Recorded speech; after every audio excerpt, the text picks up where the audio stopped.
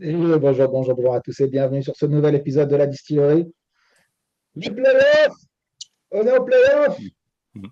Enfin, pour la troisième saison consécutive. Mais ça a été dur, que ça a été dur. On va y revenir. Les Steelers se sont donc qualifiés pour les playoffs en remportant la FC Nord. Et ça, c'est pas rien de le dire. En battant donc les Ravens, l'ennemi de toujours, 26-24, dans un scénario un petit peu foufou. Vic Polo, j'ai une question. Les plus jeunes qui nous écoutent ne connaîtront pas ce format de blague excellente. Quel est le, quel est le comble pour le kicker des Ravens, Tyler Loop, sur un field goal pour gagner le match? De le louper. Mm. Merci. Merci. On peut arrêter là-dessus, je crois. Oui, allez, bonne soirée à tout le monde. On s'est bien amusé. Attends, je dois avoir un petit effet sonore de bonne blague. Attention. Ouf. Ouh, Ouais. la Et il production. arrive 2 secondes après, très bien. Ah merde, je l'ai mis deux fois, putain. Ouais, bon, écoutez, je ne maîtrise Bon. pas encore tout ça. Mais Mm. grosso modo, les gars, Mm. mission accomplie, j'ai envie de dire. Après l'épisode de la semaine dernière, on se disait, bah, écoutez, c'est peut-être difficile. Le Ravens était favori d'ailleurs. Puis finalement, mission accomplie. Et on a bien remporté la division pour la première fois depuis quelques années. Ouais, salut Romain, salut Vic. J'ai pensé à Vic ces dernières semaines parce que la dernière fois qu'on s'était parlé, c'était le premier match contre les Ravens. Et je me C'est ça. souviens qu'il avait il avait eu cette phrase magnifique dans la jungle de la FC North, le corbeau est mort ce Et soir. C'est Et je me ça. suis dit, ouf, ça va nous. Donc, Non, c'était pas du karma, tu vois. Il est mort et enterré maintenant, c'est bon. Enterré pour 2025. Salut Romain, salut Polo, salut à tous. Ouais, bah comme chaque saison, hein, on vise, enfin, en tout cas, c'est 18, 15, 20 dernières saisons, on vise les playoffs, donc on peut dire que l'objectif est rempli. À la sueur de beaucoup de gouttes de notre front, et notamment sur ce dernier match un petit peu dantesque. Donc on va en reparler, mais bon, l'objectif est rempli en tout cas. ouais, on a encore perdu quelques années de vie cette saison et puis une ou deux rien qu'au match de la semaine dernière, je pense, hein. On mourra jeune, mais au moins, on voit quelques matchs de playoffs de temps en temps. Ça vaut le coup.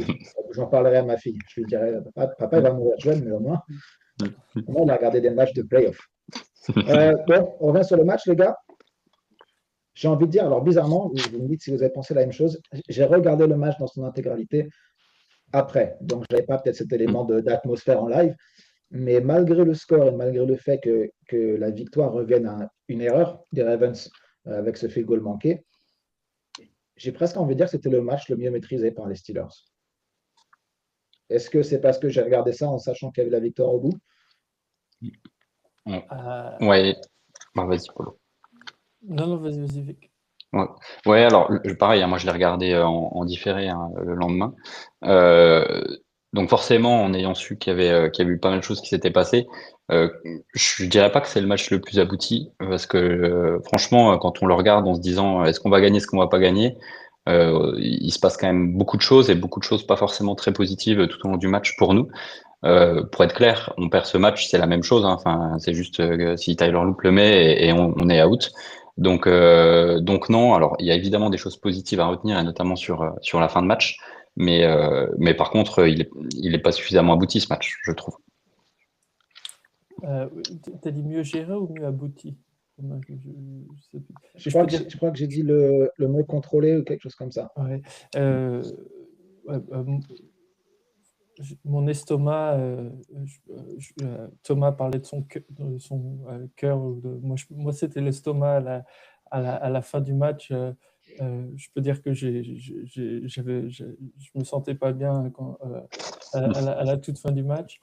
Euh, Et donc, ce qui me fait dire que non, c'était pas très, très bien géré.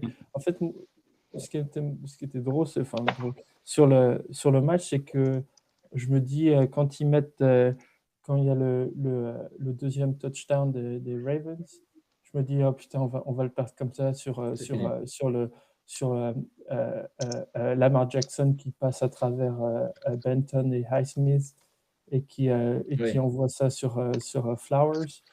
Mm. Quand quand ils refont ça derrière, après, je me dis putain, on va le perdre comme ça. Et après, je me dis putain, on va le perdre sur un extra point qui est manqué. J'ai repensé à ce que tu avais dit sur Likely, tu sais, le tight end des Ravens, le dernier play. Qu'on voit pas de tout le match. Et putain, je me dis, putain, on va le perdre comme ça ce match. En fait, à chaque fois, je me disais, c'est comme ça qu'on va le perdre. Non, c'est vraiment comme ça qu'on va le perdre. Et on a fini par le gagner. Non, je pense que je dirais pas qu'il a été bien géré, mais bon, c'est ce qui fait que le match était super à regarder. Dans ce match-là, finalement, il y a eu plein de jeux oubliés, parce que là, on aurait pu refaire le match 1000 fois, que ce soit les Ravens ou nous. En effet, tu as parlé du point manqué, du pat qui a été manqué par Boswell, mais de nombre de jeux défensifs et offensifs des deux équipes qui ont fait basculer à un moment donné et qui ont redonné le momentum à l'autre équipe. Il y en a eu tellement qu'en fait, il y a eu tellement de jeux oubliés et qui ont été mal réussis, que ce soit par les Steelers ou les Ravens, que du coup, je pense qu'aucune des deux équipes ne peut dire que ça a été bien géré, quoi. D'ailleurs, juste là-dessus, parce que j'ai entendu ça hier et je viens juste de vérifier ça, l'extra point de Boswell, il est bloqué. Il n'est pas manqué. Ouais. Ce que je ne savais pas du tout. C'est un des joueurs des Ravens qui le touche et qui dévie le ballon. Je ne l'ai pas vu en live. C'est vrai que la trajectoire du ballon, moi, la première vidéo que j'ai vue avant de voir le match, c'était la vue depuis l'arrière, enfin depuis la end zone. Et la trajectoire est quand même bizarre. Donc à ce moment-là, personne n'avait encore dit que ça avait été bloqué. Quelques minutes après, quelques heures après, c'était le cas. Mais c'est vrai que ça semblait un petit peu bizarre, cette trajectoire. Surtout quand on connaît le monsieur Boswell. Mais bon, ça compte pas. Enfin, en tout cas, ça n'a rien changé. Donc c'est très bien. On garde ça comme ça. Une des raisons pour laquelle je disais que c'est un des matchs peut-être les plus aboutis, en tout cas, c'est que c'est une des rares fois cette saison où on a plus de jeux que l'adversaire, plus de yards, plus de drive, plus de first down. Après, il y a des grosses boulettes d'un côté et de l'autre qui font que le score était beaucoup plus proche que peut-être les stats d'équipe le laissent penser. Mais c'est assez rare cette saison qu'on soit au-dessus dans le temps de possession aussi. On a 10 minutes de plus. Ça, on sait que c'est très, très rare pour les Steelers depuis quelques années même. En tout cas, d'un point de vue offensif, c'est peut-être ce qu'on a vu de mieux. D'un point de vue défensif, je pense qu'il y a deux mi-temps complètement différentes. Mais j'ai vu beaucoup de bonnes choses. Et je crois que c'était mon premier tweet quand je l'ai vu, c'est que oui, on a eu de la chance, entre guillemets, parce que le field goal est manqué. Mais il y a beaucoup de bonnes choses. Alors, il y a aussi des mauvaises choses. Pour l'autre, tu parles des deux touchdowns de Zay Flowers. On pourrait y revenir. Des gros loupés. Mais il y a beaucoup de bons éléments à un moment ou à un autre du match. Et si on arrive à éliminer les erreurs complètement, peut-être, voilà, il y a un petit quelque chose à faire. Oui, en fait, pour moi, il y a eu vraiment plusieurs matchs dans le match. Tu parlais, en effet, là, typiquement, le troisième quart-temps, on a eu la balle tout le long, on a fait 2 longs drives, on met 10 points, alors que on les force à 8 jeux et 13 yards en tout, et 3 minutes de temps de possession. Donc, il y a eu typiquement plusieurs matchs dans le match avec des bonnes choses des deux côtés. Mais enfin, après, si on veut aller un peu plus dans les stats, on a un Derrick Henry qui a 126 yards avec 6,3 de yards par carry. Enfin, voilà, il y a pas mal de choses qui sont pas trop dans les habitudes, ou en tout cas dans la volonté de jeu des Steelers. Ouais, mais dont un et je pensais tout de suite à toi, Romain. Sur le premier play, il fait 47 yards à la course. Oui. Qui revient, je crois, il y a un flag, il y a Flowers. Ça revient à 28 à la fin ou un truc comme ça. Et donc, en fait, je crois ils font 137 yards à la course, mais dont 47 sur le premier play. Visuellement, je n'ai pas trouvé qu'on s'est fait manger à la course. Encore une fois, j'ai trouvé qu'on était la défense à la course sur ces dernières semaines, derniers mois, ou même un peu plus même. C'est quand même notre point fort. Je n'ai pas trouvé qu'on s'est fait manger. Ouais, et puis j'ai vu une stat passer, comme quoi en tout cas Derrick Henry avait plus de 100 yards à la mi-temps, et qu'en deuxième mi-temps, je crois qu'il prend 16 yards, quelque chose comme ça. Donc ça revient un petit peu à ce que je disais, qu'il a fallu du temps d'adaptation, comme c'est un peu toujours le cas. On démarre au ralenti. Mais il y a eu de très bonnes choses dans la défense du jeu de course. Et une des façons dont ça a été fait, on en a parlé la semaine dernière, et j'étais assez content pour une fois, pas avoir dit une bêtise.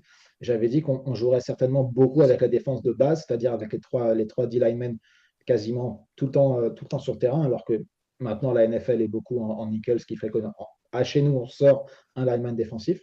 Et je crois que Cam Heyward et Benton ont joué tout le match et Derek Harmon ne doit pas être très loin derrière. Et c'est comme ça qu'on a réussi à les contenir. Et c'est aussi comme ça que voilà, si on met plus de monde devant, forcément, il faut que la couverture derrière soit au top. Et c'est aussi pour ça qu'on s'est fait ouvrir sur des concepts qu'on a toujours eu du mal à gérer. Ces petits concepts stacked, entre guillemets, où tu as trois receveurs du même côté. C'est quelque chose qu'on a toujours très mal géré. Et ben, les Ravens, bizarrement, ils regardent le match et ils l'ont su et ils ont réussi à exploiter ça. Clairement, les Steelers ont dit aux Ravens on va arrêter la course. C'est la course qu'on veut arrêter. Vas-y, Jackson, si tu veux envoyer la balle, vas-y, on va gérer. Mais ce qu'on veut surtout pas se faire manger, c'est sur la course. Et je crois que les Texans sont pas à la course, ils sont pas terribles. Donc je pense que la défense, on pourrait voir un autre type de défense contre les Texans. Ouais, on pourrait revenir quand on se projette un peu sur le match de lundi soir. Mais ouais, je suis entièrement d'accord. Je pense que le plan de jeu devrait être différent. C'est des deux équipes avec des profils complètement opposés. Et ça va être intéressant de voir comment les Steelers abordent ce match-là.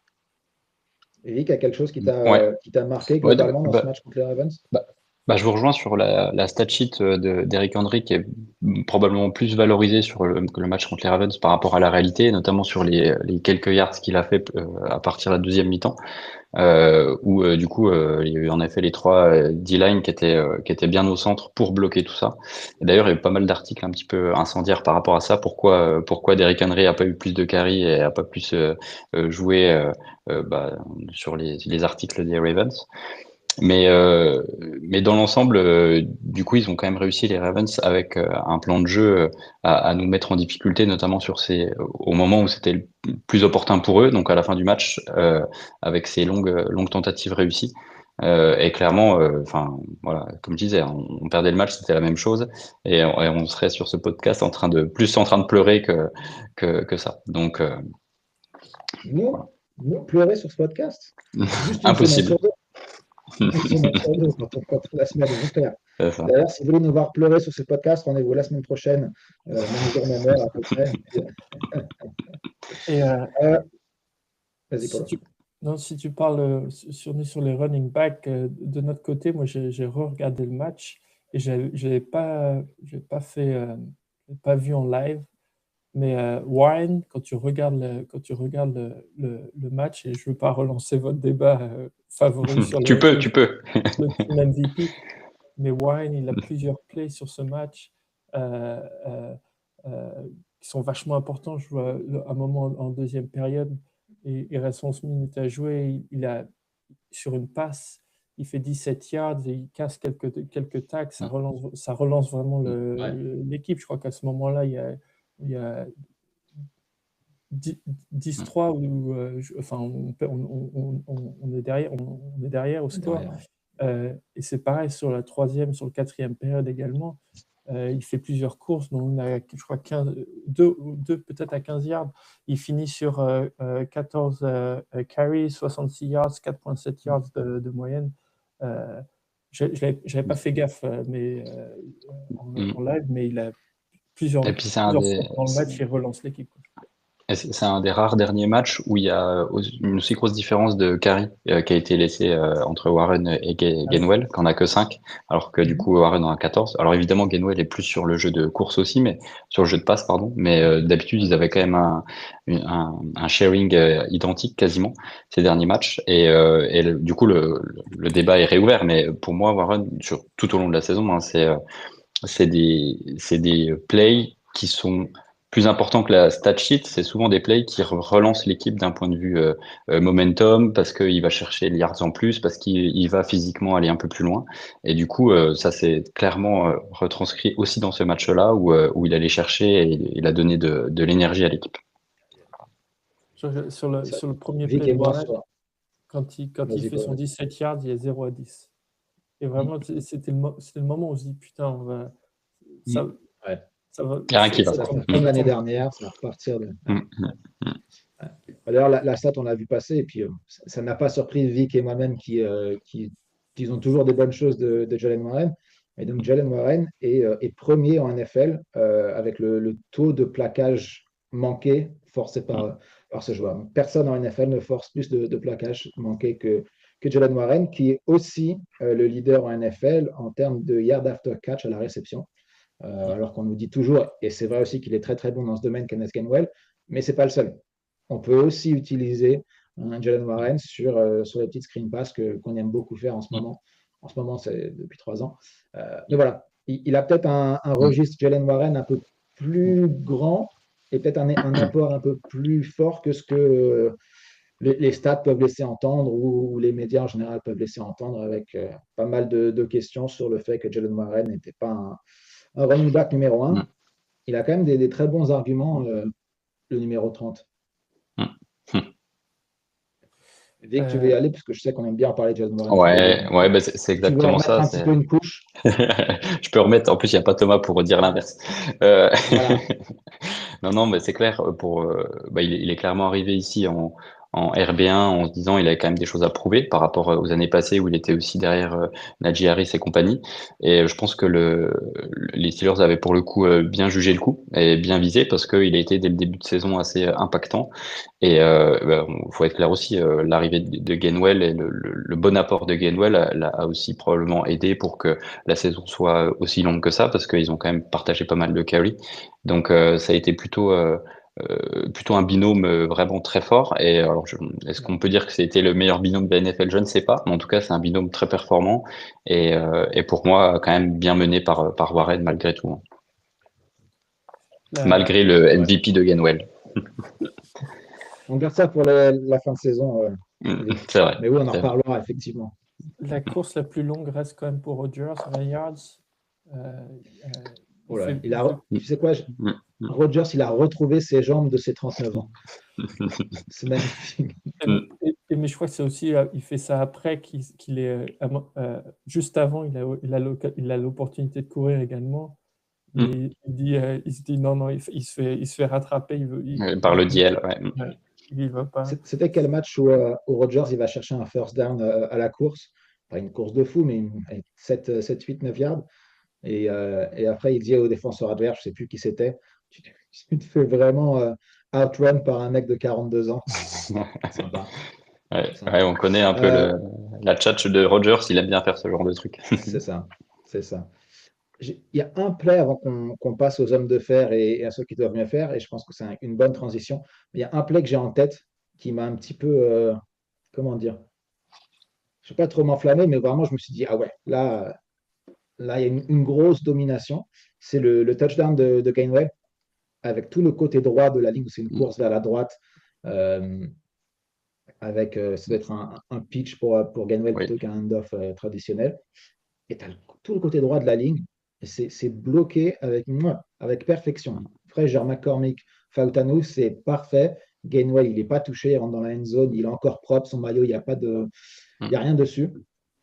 Et c'est là que je me suis dit, ouais, on a 3 mecs en plus qui sont draftés en même temps, qui sont dans leur deuxième année, voire la première où ils jouent vraiment pour Fautanu. Et c'est là où tu dis, OK, peut-être que finalement, on va avoir une vraie force sur la ligne offensive.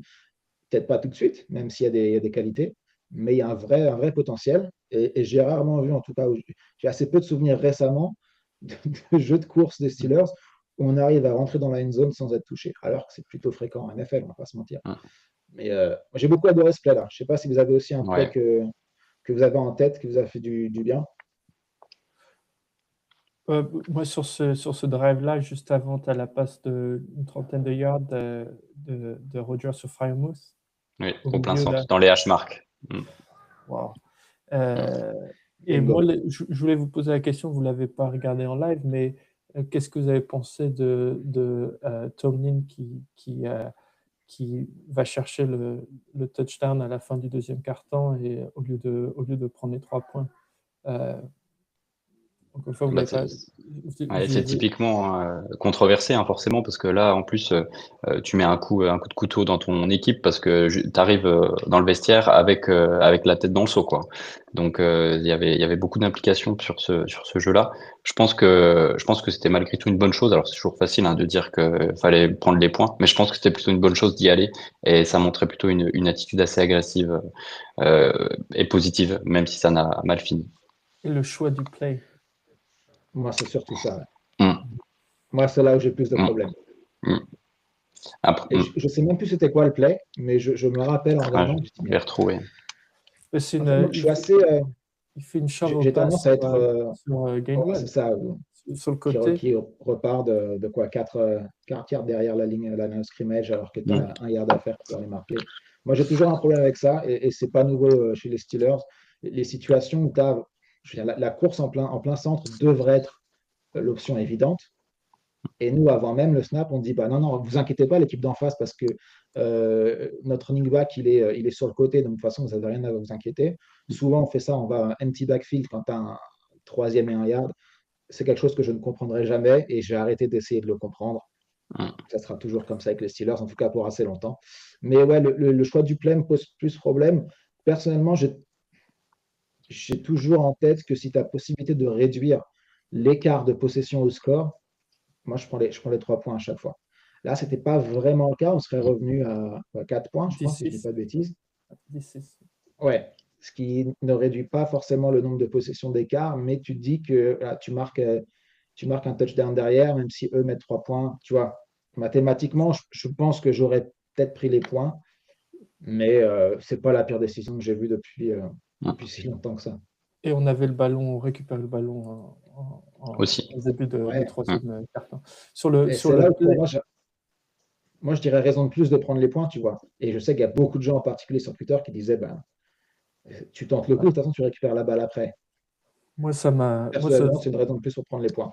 ouais, ça m'a pas dérangé, mais sur le play également, les gens, ce qui faisait discuter, c'est que toute l'équipe, toute la ligne part sur la droite, et il reste que Gainwell, et tu as Freiermuth Oui. qui protège Gainwell, mais tu as deux joueurs des Ravens qui Ouais. restent, tu vois, sur ce côté-là. Donc en fait, c'était à 2 En fait, contre ça, 2 c'est avec ça. juste un joueur Ouais. pour protéger. Ça obligeait aux deux Ouais. joueurs, aux deux seuls joueurs qui étaient sur le côté gauche, donc Gainwell et Freiermuth, de Freiermuth bien bloqué, donc le prendre en 1v1 et le réussir, et puis Gainwell réussir à casser un plaquage. Donc en termes de réussite et de probabilité de réussite, en tout cas sur comment le jeu s'est passé, c'était pas idéal, c'est clair. Ouais. Si on peut revenir sur ce que tu disais aussi, Polo, sur le play enfin, la passe pour Freiermuth plein centre. Et je suis allé rechercher ça parce que c'est une des premières choses que vous avez notées en regardant le match, c'est pas mal d'utiliser le milieu du terrain, en fait.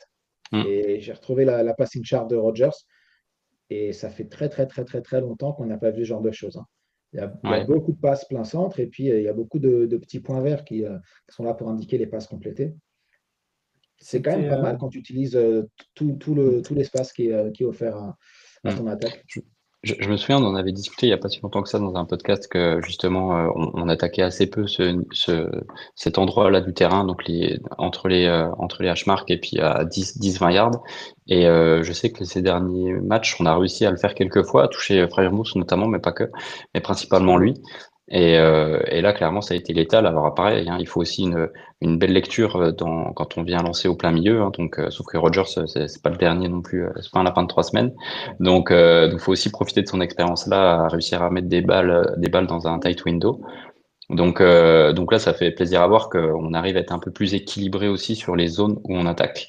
Et on l'a vu aussi au match des Ravens, il y a 3 ou 4 matchs où on a réussi à attaquer les fades qu'on n'arrivait plus à attaquer depuis un moment. Donc les côtés droit et gauche et à l'extérieur. Donc voilà, la saison, c'est fini. Et l'équilibre de l'attaque est de mieux en mieux. Et c'est aussi normal avec un QB qui vient d'arriver, même s'il a de l'expérience, et puis avec une mayonnaise qu'il doit prendre avec beaucoup de nouveaux joueurs. ouais, et tout Moi, ça c'est un petit sans peu ça qui me donne envie d'y croire un peu pour le futur. C'est que non seulement on a vu l'attaque se développer dans le sens où on a de plus en plus de plays différents qui ont été utilisés. Pour y revenir aussi, moi, ce que j'ai bien aimé, c'est qu'on a eu pas mal de plays avec Jalen Warren et Gainwell sur le terrain en même temps. C'est quelque chose qui est relativement nouveau. Et je me dis, en plus, l'avantage de ça, c'est qu'il n'y a pas beaucoup de films en face. Donc, tous les plays qui sont un petit peu différents d'habitude, que ce soit dans le milieu de terrain, que ce soit 15 ou plus yards à la passe, il n'y a pas grand-chose à se mettre sous la dent pour les adversaires. Donc, c'est pas mal. Tu gardes un petit peu un effet surprise qui, franchement, après 18 semaines, normalement, ne devrait pas être là. Sans ton receveur numéro 1 en plus. Aussi. Je regardais les Oui.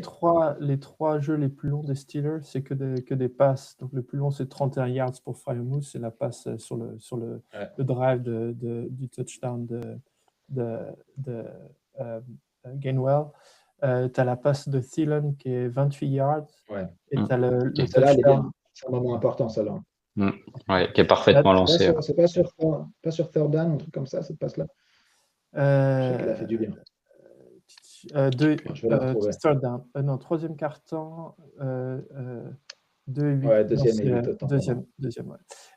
Et tu as la troisième passe, donc 31-28, et la troisième passe, c'est 26 yards sur le touchdown de Austin. Un truc qui a joué quand même dans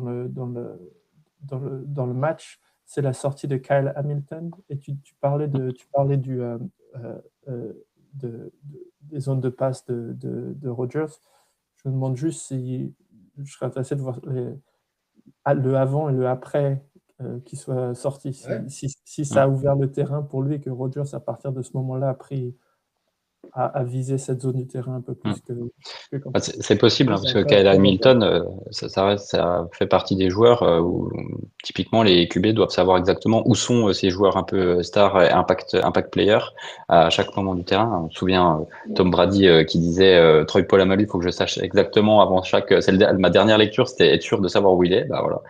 Alors Kyle Hamilton, c'est un peu dans cet esprit-là, mais en tout cas c'est important, c'est un joueur vraiment très impactant, et c'est clair que ça a pu ouvrir le jeu des Steelers. Et je crois que j'avais vu, il y avait une stat, ils en avaient parlé pendant le match, les broadcasters, que justement avant Kyle Hamilton, avant qu'il se blesse, donc quand il était sur le terrain, c'était compliqué, on n'arrivait pas trop avancé, et dès qu'il est parti, ça a été plus facile. Donc c'est probablement pas la seule raison, mais ça en fait partie, je pense. Je me souviens qu'avant le premier match contre les Ravens, on avait parlé sur ce podcast, et j'avais dit, et j'avais sans doute tort maintenant, j'arrive pas à croire qu'un seul joueur puisse avoir un tel impact sur une défense.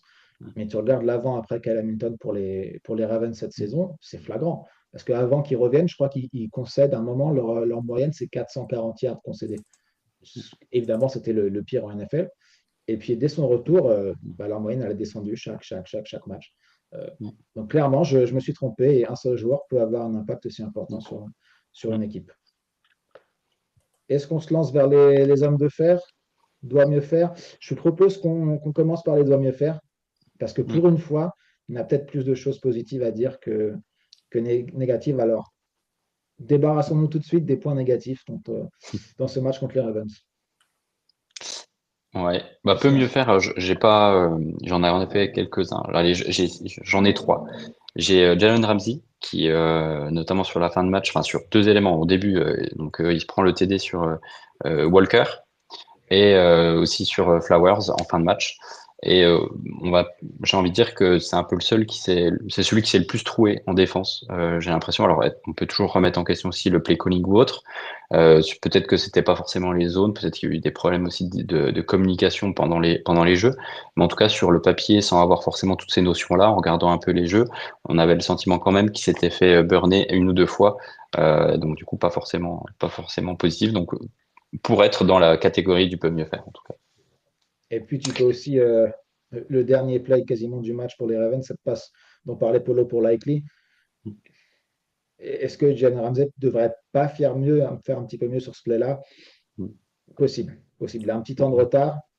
S'il est là un peu plus tôt, il y a peut-être moyen de s'assurer que Likely ne redescende pas avec la balle. Mais c'est vrai que tu as raison, Vic. Et puis j'ai bien vu, j'ai bien re-regardé en particulier le deuxième touchdown où vraiment il n'y a personne de chez personne.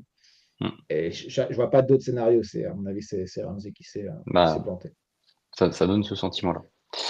Il y a, du coup, je voulais mettre Boswell. Alors, en effet, il est peut-être bloqué, donc peut-être qu'il y a quand même une part qui est pas pour lui, mais en fait, on en aurait parlé beaucoup plus si on avait perdu le match, parce que ce Pat qui est manqué fait que ils peuvent le gagner à la fin, quoi. Sinon, c'était un potentiel match nul et tout était à rejouer entre guillemets. Donc du coup, alors après, j'ai pas réanalysé extrêmement ce play. Si c'est bloqué, c'est probablement plus une personne de la ligne qui a peut-être mal fait son boulot ou qui s'est fait prendre. Mais en tout cas, on peut parler de ce jeu-là en particulier, si c'est sur Boswell ou autre. Mais en tout cas, c'est dommage qu'on n'arrive pas à le mettre. Et on peut dire, je ne sais pas si vous avez vu l'image, mais dès le coup de sifflet final, il va voir Loop, le kicker, il lui parle. Je pense que ça, c'est quand même quelque chose je pense que ça peut l'impacter pour le match de lundi. Euh, euh, Dans quel sens? Boswell. Je, je Tu pense que penses c'est qu'il même va avoir Ben. le raté de loupe en tête et se dire, il ne faut pas que je fasse la même chose que lui la Non, semaine non, dernière? lui, ils sont ratés, lui. Je pense qu'il va l'avoir en D'accord. tête. Même Ben en parlait sur son Sur podcast. Footballing, là, sur le Ouais, podcast. il disait qu'il lui envoyait parce que je pense que Mm. même il faut regarder sur la saison. Je pense c'est un très bon kicker. Je suis pas en Mm. train de. Oui, Mais il a fait une très belle saison encore. il fait peut-être pas une aussi bonne saison que ces dernières. On le sent un peu plus fébrile, je dirais, fébrile. Mm. Voilà.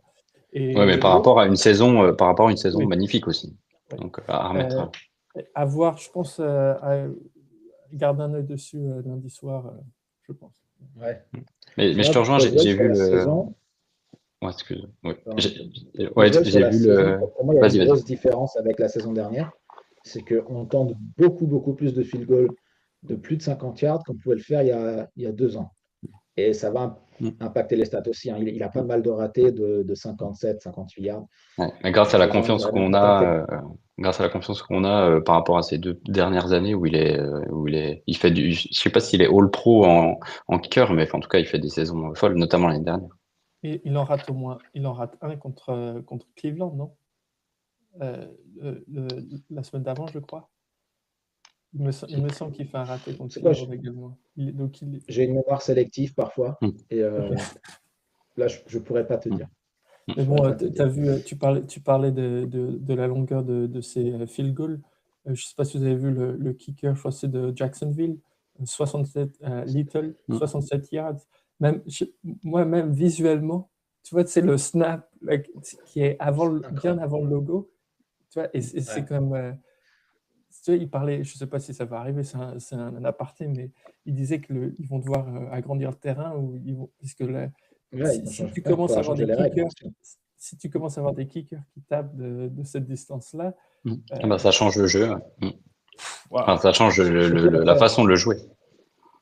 surtout après avoir changé la distance pour un touchback Mm. ou pour un kick qui n'est pas dans la landing zone où tu as des équipes qui commencent sur les 35 et tu prends un first down et tu tapes un field goal, quoi. Ça deviendrait un petit peu ridicule. Mais Mm. bon. En tout Est-ce cas, qu'il y a c'est d'autres joueurs qui doivent mieux faire? Vas-y, ouais. Eric. Je voulais juste finir parce que ce que Paulo a dit, c'était aussi important et intéressant parce qu'en effet, sur le podcast de Big Ben, il parlait du fait qu'il a contacté directement Boswell en lui disant, en le remontant le moral et en l'encourageant. Et alors, qui mieux que Big Ben, savoir comment peut fonctionner un kicker et notamment Boswell. Donc, je pense que c'est un vrai sujet parce que demain, il peut y être aussi dans cette situation-là, à devoir mettre un field goal à la fin d'un match.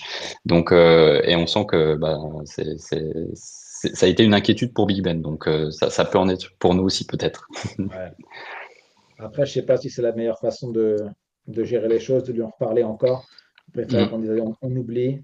mm. Technique de Et la puis on mémoire de avance. poisson rouge, voilà, fini. Rien n'a changé, continue Mm, de faire ce que tu fais d'habitude. mm, mm. Est-ce qu'il y a d'autres joueurs qui doivent mieux faire, Polo? Non, mais c'est marrant que tu disais, euh, on commence par le négatif. Tu sais, quand je fais cet exercice-là, je me dis, bah, il y a des noms qui m'arrivent tout de suite en tête. Et j'ai Ouais. pas, honnêtement, j'ai même pas pensé. Je pense qu'il y en a des joueurs sur le Mm. détail. Euh, euh, Patrick Quinn c'est sur le premier touchdown sur le premier touchdown de Zay Flowers, c'est lui qui se fait attraper, mais bon, il est en couverture, c'est Mm. peut-être pas son rôle. Euh, Ouais. Mais Il moi, y a ça, et puis aussi j'ai pas de nom qui Hmm. me soit vraiment venu. Du coup, Ouais, le Patrick Quinn, 100. je pensais que ça allait peut-être revenir parce qu'effectivement, sur le premier touchdown de Zay Flowers, c'est lui qui est censé être en couverture sur le milieu de terrain. Après, tu sais, quand tu calls ce genre de play, tu sais qu'il y a un risque parce que tu mets un linebacker pour couvrir Aussi. les milieux de terrain. Et d'une part, tu prends le risque. D'autre part, tu sais qu'il ne peut pas courir pendant 5, 6, 7, 8 secondes. C'est impossible. Hmm. Et quand tu as le sac qui est manqué, le sac quasiment tout fait qui est manqué Oui, par parce que Benton et c'est. Smith, j'ai du mal à reprocher quoi que ce soit à Patrick Quinn là-dessus. Et pourtant, on sait que je l'ai critiqué plusieurs fois sur ce podcast, mais celle-là me dérange un petit peu moins. C'est vrai que c'est sur ce jeu-là où il y a le sac complètement manqué qui, pour le coup, là, c'est un vrai coup de massue. Hein, parce que tu as tout le stade qui se chauffe parce qu'il y a le sac qui est tout fait. Ouais. Et puis ils mettent un TD avec Queen qui est en effet en couverture. Clairement, là, le calling avait peut-être été, il a peut-être été bien fait parce qu'on ne s'attendait pas à ce que ça puisse être lancé en 6-7 secondes. Et pour le coup, c'est Highsmith qui manque. Pour le coup, c'est plus Highsmith qui est à blâmer sur ce jeu que Queen presque. Et Ouais, c'est vrai. Benton, parce que je crois que tu allais dire c'est plus Highsmith qui a blâmé que Benton, parce que c'est les deux qui arrivent comme ça. Mais j'ai pas revu le play, je sais pas. En fait, c'est incroyable ce qui se passe. Et comme tu dis, Vic, ce qui est fou, c'est que sur un match comme ça, tu te dis, c'est comme ça qu'on va se faire avoir. Tu vois, c'est sur un play comme ça, c'est presque miraculeux pour les Ravens. Donc, je sais pas qui entre Highsmith et Benton doit finir le sac, ou peut-être les deux. Je sais pas. En regardant le play, en sachant que ça l'arrive, j'ai déjà vu sur Twitter, euh, pour moi, c'est Smith qui a vraiment une autoroute, quoi. Euh, Benton, il se bat, il arrive au même endroit en passant entre deux O-linemen, mais c'est Smith que tu regardes dès le début parce que tu vois directement qu'il a battu son mec et je pense que c'est tout fait. Mais bon. J'ai un nom en tête et je ne saurais même pas vous dire pourquoi, parce que j'ai rien dans mes notes et j'ai pas de play en tête, mais Kyle Duggar, il a quand même quelques difficultés, je trouve.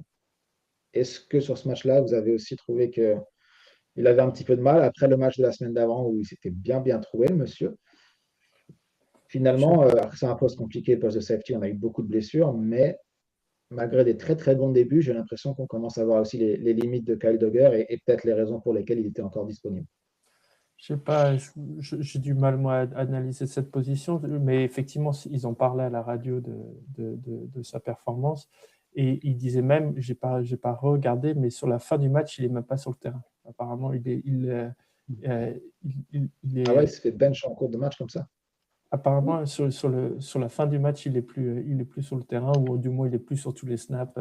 Donc, il disait, c'est sûrement un signe que les coachs n'étaient pas forcément Ouais. très contents de sa performance. Et ce qui est intéressant aussi, c'est qu'avant que Kyle Duggar arrive, il y a eu Jabril Peppers qui est arrivé quoi, une semaine avant, je crois, et qui est arrivé, peut-être même 2 semaines avant, qui est arrivé, qui a joué 40 quelque chose snap quelques jours après être arrivé. Et puis la semaine suivante, il a joué 0 snap en défense. Et puis récemment, j'ai l'impression que Chuck Clark joue encore plus que Peppers, même quand Duggar se fait bench. C'est un petit peu un mystère la gestion du personnel à ce poste-là. Pepper, c'est vrai que c'est une vraie question parce que j'avais le sentiment, on avait le sentiment qu'il était là pour être un peu prendre des snaps quand même en safety et finalement c'est un joueur d'équipe spéciale. Hein. Jabril Peppers aujourd'hui les 10 derniers matchs, il a fait que des snaps en équipe spéciale pour caricaturer un peu. Donc C'est ça. Bon, alors passons, hein. Si on n'a pas de choses trop négatives à dire, ça me va très bien aussi. Les hommes de fer, Polo. C'est, t'as le choix entre les deux joueurs les plus vieux qui étaient sur le terrain, dont ton joueur préféré, bien sûr. On peut Il y commencer en par a, il y en Kenny a même. Ward. Est-ce que Cam Ward n'est pas redevenu que le troisième joueur le plus vieux sur le terrain? Qui est le plus vieux entre Adam Thielen et Cam Ward? Parce qu'il y a Rodgers. Je garde ça pour un quiz quand Thomas sera là, ne t'inquiète pas. yes, nickel. Je prépare mes réponses. Mais quel match de Hayward sur l'interception. Je ne sais pas si on parle d'interception sur Watt, mais c'est lui qui touche Ouais. le ballon. c'était lui sur le touche-push également. C'était lui qui avait le rôle C'est de vrai, big il a guy repris le rôle de. face à Ouais. Washington. Bon, il y en a eu un manqué quand même avant, mais il y en a un réussi. Et sur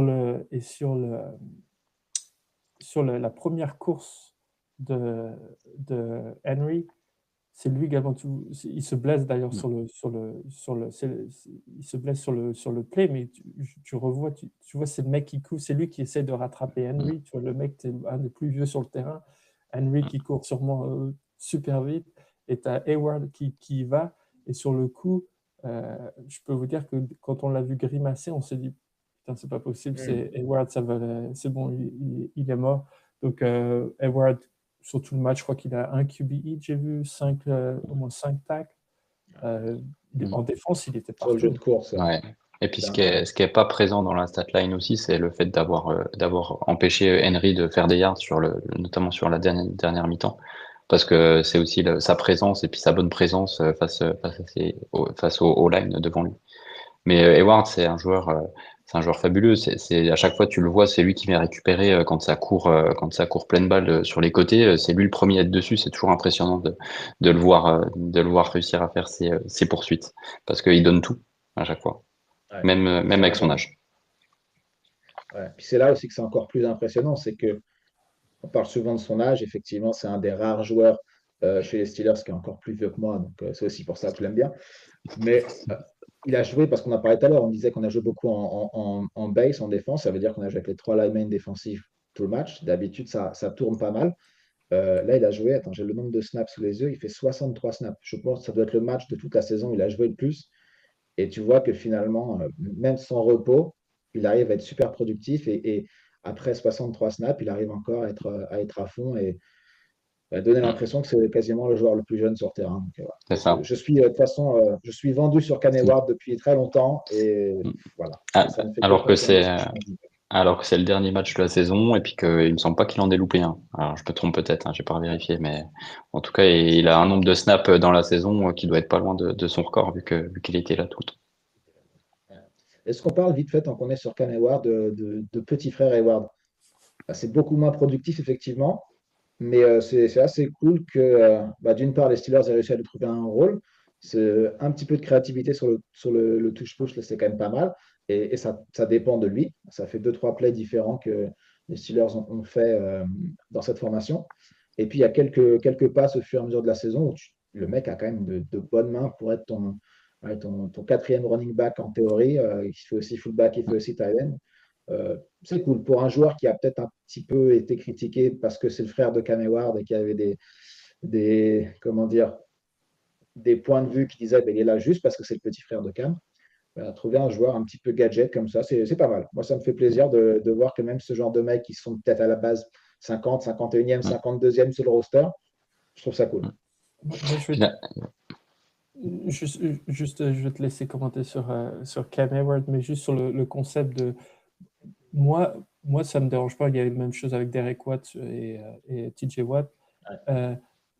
Moi, si ça fait, moi, ce que je pense, c'est si ça fait jouer Cam Hayward, si ça lui donne encore plus l'énergie de jouer, moi, ça me va.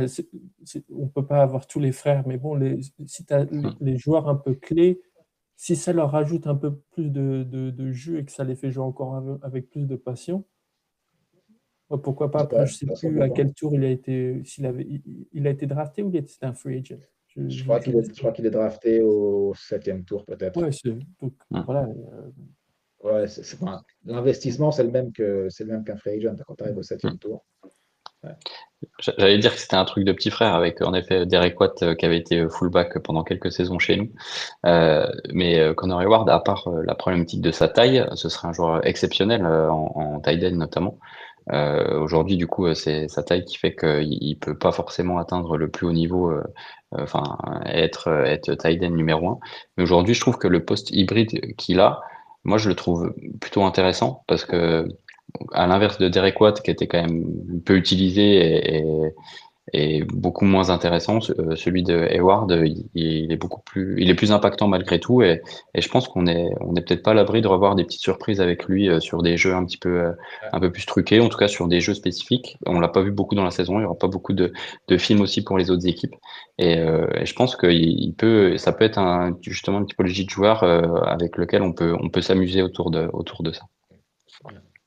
Ouais, puis c'est intéressant parce que pour ceux peut-être qui nous écoutent, qui ne le savent pas, Connor Hayward, c'est quoi, 3 premières années en collège, c'est un running back pur et dur. Voilà. Il joue à ce poste-là et puis c'est tout.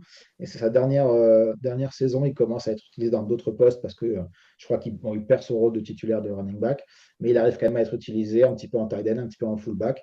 Et c'est avec ce profil-là qu'il a réussi à arriver chez les Steelers. Et voilà, il n'est pas là juste pour prendre un spot sur le roster parce que c'est le frère de quelqu'un, mais il peut contribuer aussi. Et ça, je trouve ça assez cool. D'autres noms dont on veut parler chez les hommes de fer, il y en a pas mal cette fois-ci. Je vous laisse, Vic, peut-être nous lancer sur quelqu'un d'autre. Ouais, bah, ce serait quand même dommage de pas parler de Rodgers qui arrive à mener notamment là sur la fin de un quatrième quart-temps, un troisième et quatrième quart-temps qui nous permet de gagner le match grâce à son expertise, son expérience, avec un corps de receveurs très amoindri, hein. Il y a eu la stat qui est passée pendant le match, hein, le nombre de réceptions qu'ils ont eu tous, c'est assez pitoyable entre guillemets.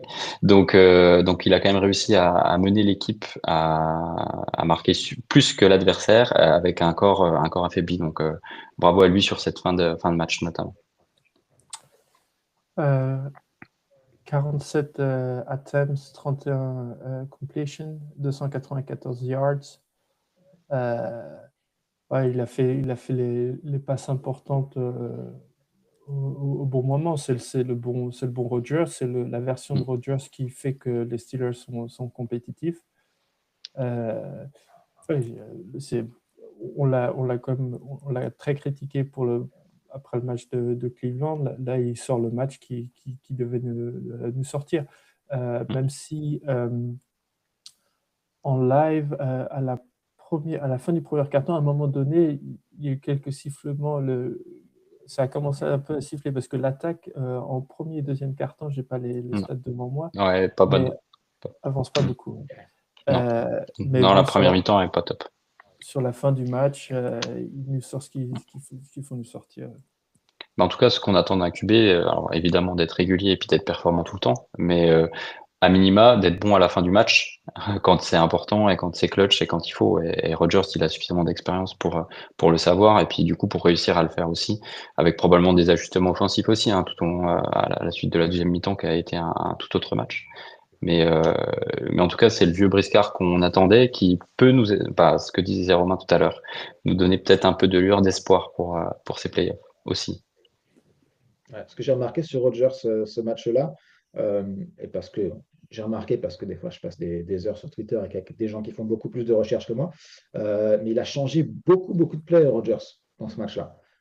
Et c'est peut-être des choses qu'avec nos QB plus jeunes qu'on a eu les saisons précédentes, à l'exception de Russell Wilson, c'est quelque chose qui manquait aussi. Et tu savais que tu partais dans des jeux où même tu voyais le terrain depuis le stade, depuis la télé, tu voyais très bien que ça n'a pas marché. Et ben là, on a quand même quelqu'un qui est capable de diagnostiquer la défense adverse en quelques secondes et de changer ce qu'il faut changer et arriver à attaquer les bonnes zones. C'est rien de flamboyant. La ligne de stats, elle est solide, mais rien de flamboyant. Mais parfois, il faut faire, voilà, c'est un petit peu ce game manager qui est souvent critiqué, mais qui parfois, quand tu as un petit peu de talent autour, et chez nous, c'est peut-être les running backs, ça peut fonctionner. Ça peut fonctionner.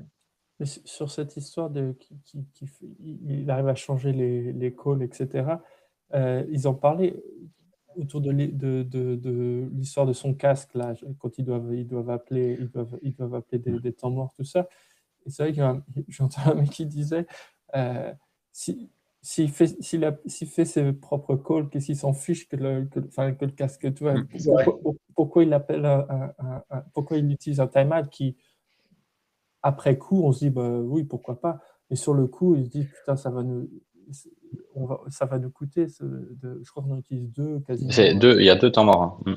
Ouais. Et c'est un bluff extraordinaire. Et il veut appeler ses plays. Alors, du coup, il dit au banc, mais je n'entends pas lâcher l'affaire. mais il disait également que c'est là aussi qu'on voit l'expérience. C'est le gars, il panique. le gars, il panique pas, il se dit, bah Ouais. non, je vais rappeler un autre time-out, tant pis. Et on finit, je crois qu'on finit, c'est c'est le touchdown de Gainwell, je crois, sur Il me semble, ouais. Oui, je crois que c'est celui-là. Et puis, si Ouais, on alors, repense à il y a quelques semaines, le match où Mason Rudolph a dû jouer parce que Rodgers s'était blessé, et avec cette histoire de formation illégale, que même depuis la sideline, Rodgers a remarqué tout de suite. Voilà. C'est quand même la différence peut-être entre les QB backup en NFL et les mecs bah, au c'est top, sûr c'est que, que je vois ces choses-là tout de suite. ouais, c'est sûr qu'ils arrivent à lire rapidement, et puis ils en ont vu des défenses, hein. Rogers, c'est un vieux de la vieille, et appeler les audibles pour les contrer, forcément, c'est une plus-value énorme, notamment sur du live comme ça, et sur aussi les pushs en playoff, ça sera sur les épaules de Rogers que ça se jouera aussi. Mais en tout cas, alors pour rejoindre ce que disait Polo sur le fait qu'il panique pas, malgré tout, je trouve qu'il a un body language assez impulsif, Roger. Dès que ça va pas dans son sens ou dans un autre, où il évite quand même à pas être un peu à la Joe Flacco, la Joe Cool là, ou à la Joe Burrow, là, à être vraiment très très posé. Il est souvent assez virulent quand même, donc ce qui pas forcément un body language idéal, mais bon, ça reste. Il est quand même très aimé et très très apprécié dans le locker room. Enfin, ils parlent tous quand même d'un charisme assez important qu'on n'avait pas eu depuis Big Ben, quoi. Donc, je pense que quand tu gagnes, les gens acceptent. Tout va bien. C'est quand tu gagnes pas C'est vrai. que ça fait gueule. Et encore une fois, j'ai envie de dire, j'ai presque envie de dire que sa saison, c'est lundi que ça joue à Rodgers. Enfin, j'ai envie, on a quand même besoin de lui sur la saison régulière. Et je pense qu'ils prennent Rodgers pour le match de dimanche soir, pour le match de lundi. Ouais, c'est sûr, c'est sûr. Je vais rajouter un petit nom dans les hommes de fer. Et il a peu joué, mais j'ai envie de dire comme d'habitude, le peu de temps qu'il passe sur le terrain, il se fait remarquer, c'est Nick Herbig. Toujours. Il n'y a plus grand-chose à dire sur lui parce que c'est rien de nouveau, ça fait 2 ans que c'est comme ça. Il a joué, combien il a joué? Il a joué 13 snaps, je crois. Ouais, pourquoi pas. Mais en 13 snaps, il fait un très très gros stop sur une course et il fait un très bon sac sur la mare aussi avec une belle paire dessus. Donc, rien de plus à dire sur Herbig. Plus il joue, plus il est productif et même quand il joue peu, il part déjà d'un niveau très productif. Donc, Après, c'est vrai qu'on rien de a, plus on à a, dire. on a un problème de riche avec ces outside, hein, parce qu'on sait que Alex Smith a aussi déjà fait des très bons matchs. Alors, même si c'est un peu pas l'underdog justement, c'est un peu le frontrunner, il a fait plus de mauvais matchs que Herbig, avec Herbig qui a eu moins d'opportunités aussi pour le montrer. Donc on aurait aimé dans la saison qu'il y ait eu qu'il y ait un partage un peu plus équitable des temps, des snaps, ce qui n'a pas forcément été le cas. On verra ce que ça donnera. J'espère que ça nous portera pas préjudice à laisser un Smith qui est peut-être moins en forme, contrairement à Herbig qui pourrait être impactant. En tout cas, on espère le voir lundi soir, Herbig, avec pas mal de snaps. Je pense qu'on le reverra plus automatiquement, Vic, parce que Polo en a parlé très rapidement. C'est l'équipe des Texans, c'est pas l'équipe la plus dangereuse au sol. Oui, Et forcément, quand tu as Derrick Henry en face, on sait que Ice Smith est là où il a une vraie supériorité par rapport à Herbig, c'est le jeu donc la course. Et clairement, ouais, la l'objectif physicalité. numéro un des Steelers, c'était de limiter Henry. Donc je pense qu'automatiquement, on verra plus Herbig. Et je pense que comme on a vu il y a 2 semaines, on aura pas mal de sets avec les trois outside linebackers. Donc le fait qu'il ait joué 13 snaps, finalement, c'est assez logique. Mais le fait qu'il ait réussi à être productif comme ça, c'est toujours bien d'en parler. Et puis si je peux, tant que je suis dans les positifs, c'est évident, mais ça fait quand même du bien de revoir TJ Watt. C'est quand même sympa de retrouver un Depoy d'il y a quelques années. Lui, c'est pareil, à un moment du match, il y a un angle où on le voit toucher sur le côté. Franchement, tu te dis, putain, t'as peur pour lui, quoi. Tu te dis, est-ce que c'est vraiment une bonne idée qu'il soit sur le terrain? C'est vrai. Ouais, parce que là, Là, on le parle de la caractère de santé ce mec-là, directement, hein, c'est clair. les Dans les, sentiments, c'est quand même bon. Ça coûte cher. Je suis dans la même catégorie que Herbig. En attaque, Austin, je ne sais plus s'il avait joué contre Cleveland, mais il revient. Il a le Il est pas touchdown. joué. Il a le touchdown, mais il a également, quand j'ai regardé le match, il a une réception dans le troisième, dans le quatrième quart-temps qui est importante également. En tout, il fait 3 réceptions, 51 yards total. Mais non, pardon, 3 réceptions, 55 yards. Avec Total. 18,3 d'average. Ouais, Austin, je trouve, dans l'équipe des receveurs, je trouve que c'est un receveur important. On ne le voit pas beaucoup, mais si tu te souviens de l'année dernière, c'est un de nos meilleurs receveurs. Et Ouais. je pense qu'il faut qu'il compte dans cette attaque. Ouais, c'est sûr, effectivement, c'est très important qu'il ait pu se montrer parce que si tu penses aux dernières semaines avec les papis qui sont arrivés pour compléter ce corps de receveur, mais Austin était quasiment passé numéro 4. Et là, qui reviennent se montrer après sa blessure et qui disent, ben voilà, il ne faut pas m'oublier, je peux montrer des choses. C'est bien, j'espère que ça va compter avec le retour de Metcalf, que peut-être Austin jouera un petit peu plus que MVS qui est sympa, hein, mais Puis c'est encore un match compliqué pour lui. sur le Ouais. touchdown, j'ai adoré. Enfin, tu diras, c'est peut-être le défenseur qui merde. Mais tu sais, quand tu Petite as des hésitation, vidéos là. comme ça, il bouge un petit peu, tu as le défenseur boum, qui est sur les fesses. J'ai adoré. Et Est-ce que tu as dans vu la... t'as vu la conf de presse de Rogers sur ce play-là Mm. après? Non. Ouais, il explique un peu. Ouais. En gros, quelqu'un lui demande ce qui s'est passé sur le play, le touchdown. Je n'ai pas la question en tête. Et il dit que apparemment, Rogers, souvent, quand ils sont dans les huddles, il demande au receveur qui est donc sur le côté faible du play, qu'est-ce que tu veux? Qu'est-ce que tu veux faire comme route? Et en gros, ça, c'est ouvert et ils peuvent le décider sur le moment. Et d'habitude, Calvin Austin a très peu de confiance, disons, pour dire ouais, je veux ça, je veux ça. Et là, c'était encore le cas, il a un peu bafouillé. Et apparemment, il y aurait quelqu'un d'autre dans la huddle qui aurait dit just cook him. Et, J'adore. et J'adore. voilà. Faut que j'aille voir ça. Parce que, il est même pas, en plus, il est à 5 mètres. Tu vois, il est même pas juste enfin, il est pas, ils sont pas face à face. Enfin, il y a Ah, une puis, bonne distance. Il ouais. fait. J'ai adoré. Et puis J'adore cette histoire. dans ce passage-là, il est pas mal puisque Rogers explique aussi comment le défenseur a pu pré-shoot ce move-là. Parce qu'en fait, il y a eu pas mal de jeux avant où il faisait des quick slants, et notamment un des jeux importants dont tu as parlé, je crois, Polo, c'était sur une quick slant qui a été reprise. Et du coup, apparemment, le défenseur a été plutôt pris plusieurs fois à devoir attaquer l'intérieur. Et du coup, sur ce petit move-là, le stop and go, ça a pas échappé. Et dès qu'il est reparti, forcément, l'autre a glissé. Enfin, forcément, il a glissé et ça a ouvert le jeu. Donc là, en effet, l'explication de Rogers, elle est assez intéressante. Elle donne quelques clés un peu internes, notamment dans le huddle, et puis comment ils en sont arrivés à ce que ce jeu fonctionne bien à ce moment-là. Et ça rend l'attaque d'autant plus stratégique. Et c'est intéressant d'avoir un petit œil à l'intérieur. Sur la catégorie peut mieux faire, on a parlé de Boswell, mais je pense qu'on pourrait inclure le special team, quasiment, enfin, englober ça sur le special team. Un play on n'en a pas parlé, mais quand ils remontent le terrain, ils font 41 yards. Ça encore, je disais, on va le perdre comme ça. C'est le play. Je crois qu'il reste 55 secondes, quelque chose comme ça. Ils doivent remonter tout le terrain, et sur le return, ils font 41 yards. Là, on se dit, ça va pas se finir bien. Ouais.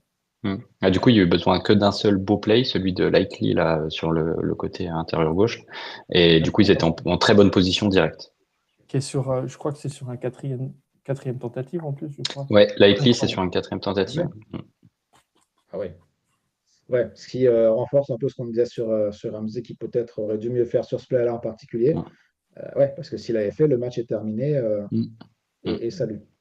Et il l'avait fait contre les Jets. Ça aurait été une belle fin parce qu'il l'a fait contre le premier match contre les Jets. Le dernier jeu, il fait un gros plaquage qui fait un drop, qui va faire un drop à je ne sais plus lequel. Garrett Wilson? Non, je sais plus. Et donc, du coup, on gagne le match là-dessus. Bon, ça aurait été une belle boucle bouclée, mais non. Et donc, après tout ça, le bilan pour la saison régulière des Steelers, 10 victoires, 7 défaites. le même bilan que l'année dernière et le même bilan que l'année d'avant. La différence entre ces 3 années, c'est qu'avec ce bilan, les Steelers remportent la FC Nord et vont donc pouvoir jouer un match de playoff à domicile. Si seulement ils avaient pu faire ça l'année dernière quand j'étais à Pittsburgh, ça aurait été sympa. On aurait pu aller voir le match avec Polo tranquille. Mais voilà, j'ai envie de vous dire, le bilan est le même. L'issue est assez différente parce que finalement, on joue à domicile en playoff. Bonne saison. Contrat réussi pour l'instant sur la saison régulière. Ou est-ce que vous étiez déçu? Est-ce que vous attendiez à mieux? Comment vous interprétez ça? Bah, je crois que moi, je m'attendais à un peu mieux quand même. Je pensais que Rodgers allait plus rapidement réussir à fédérer et à travailler une attaque avec Arthur Smith qui était plus performante. Et puis la déception, donc ça c'est le côté attaque, mais le côté défense, avec une défense qui revenait de très belles performances l'année dernière, avec de nouveaux joueurs un peu superstars. On s'attendait aussi à ce qu'elle soit d'autant plus performante, et ce qui n'était pas du tout le cas en début de saison notamment.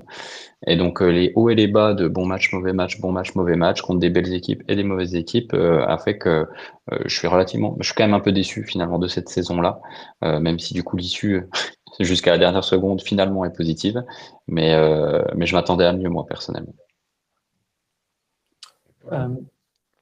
Dans la conférence de presse d'après-match, il y a un reporter qui a posé la question à Tomlin, et je l'écoutais live, et dès que j'ai entendu la question, je me suis dit, celle-là, Tomlin ne va pas la prendre. Il lui dit, au final, c'est la ligne est fine entre tu mets le field goal, la saison est finie, vous n'allez pas en playoff, et il le rate et vous allez en playoff. Et Tomlin répond par l'équivalent de l'expression en français: si ma tante avait une paire, on l'appellerait mon oncle. Qui est ce que j'ai appris. Je ne savais pas qu'en français, c'est plutôt une expression qu'on connaît. Ouais. Ici, il disait même que c'était lui qui l'avait inventé, s'il le mettait dans les Tomlinism, qui n'est pas vraiment. Je ne sais pas si on peut la compter. Il s'est inspiré de la France, très bien. Je ne sais pas si on peut vraiment la compter. Mais c'est bien de savoir que la France a un impact sur les Steelers, et ça va plus loin que ce podcast regardé par des millions de gens à travers le monde. Donc c'est bien. Ça nous rend fiers. Il y a peut-être des Français des fois. Mais pour moi, je comprends pourquoi il l'a pas pris cette question, mais pour moi, c'est une question qui vaut vraiment la peine d'être réfléchie. Moi, je trouve qu'il y a trop de matchs où on est ric-rac. Je pense que c'est presque un miracle qu'on finisse à aller en playoff, vu la physionomie du dernier match. Moi, je pense que ça demanderait, tout un épisode de discuter là-dessus. Mais bon, au final, au début de la saison, tu t'attends à un Baltimore super fort. Tu t'attends à ce que les Bengals, avec un Burrow qui est cette fois-ci remis de ses blessures, tout ça, tu te dis que ça va être compliqué. Ils ont des difficultés, pas mal de blessures. Tu deviens favori quasiment par défaut, et tu manques l'opportunité presque de gagner la division, d'aller plus loin. C'est compliqué, mais bon, au final, tu dis 10-7 en début de saison. Je pense que tu te dis, je prends. Et encore une fois, tu reçois, comme disait Romain, tu reçois chez toi, ce qui est une opportunité géniale. Je te rejoins complètement là-dessus, Polo, que l'issue de la saison régulière est meilleure, mais ça ne dépend pas forcément des Steelers, ça dépend des autres équipes, et le fait que les deux meilleures autres équipes dans la division aient dû jouer sans leur QB pendant plusieurs matchs, c'est peut-être un élément encore plus important que qui était le QB pour nous et comment performaient les joueurs.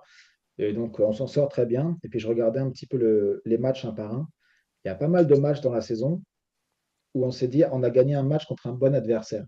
Et puis tu regardes finalement le bilan de ces équipes-là, elles n'ont pas fait les playoffs. Ça avait commencé à Dublin avec les Vikings. On s'est dit, ah oui, voilà, on a réussi à battre une belle équipe. Les Vikings, ils s'écroulent après et ils ratent les playoffs.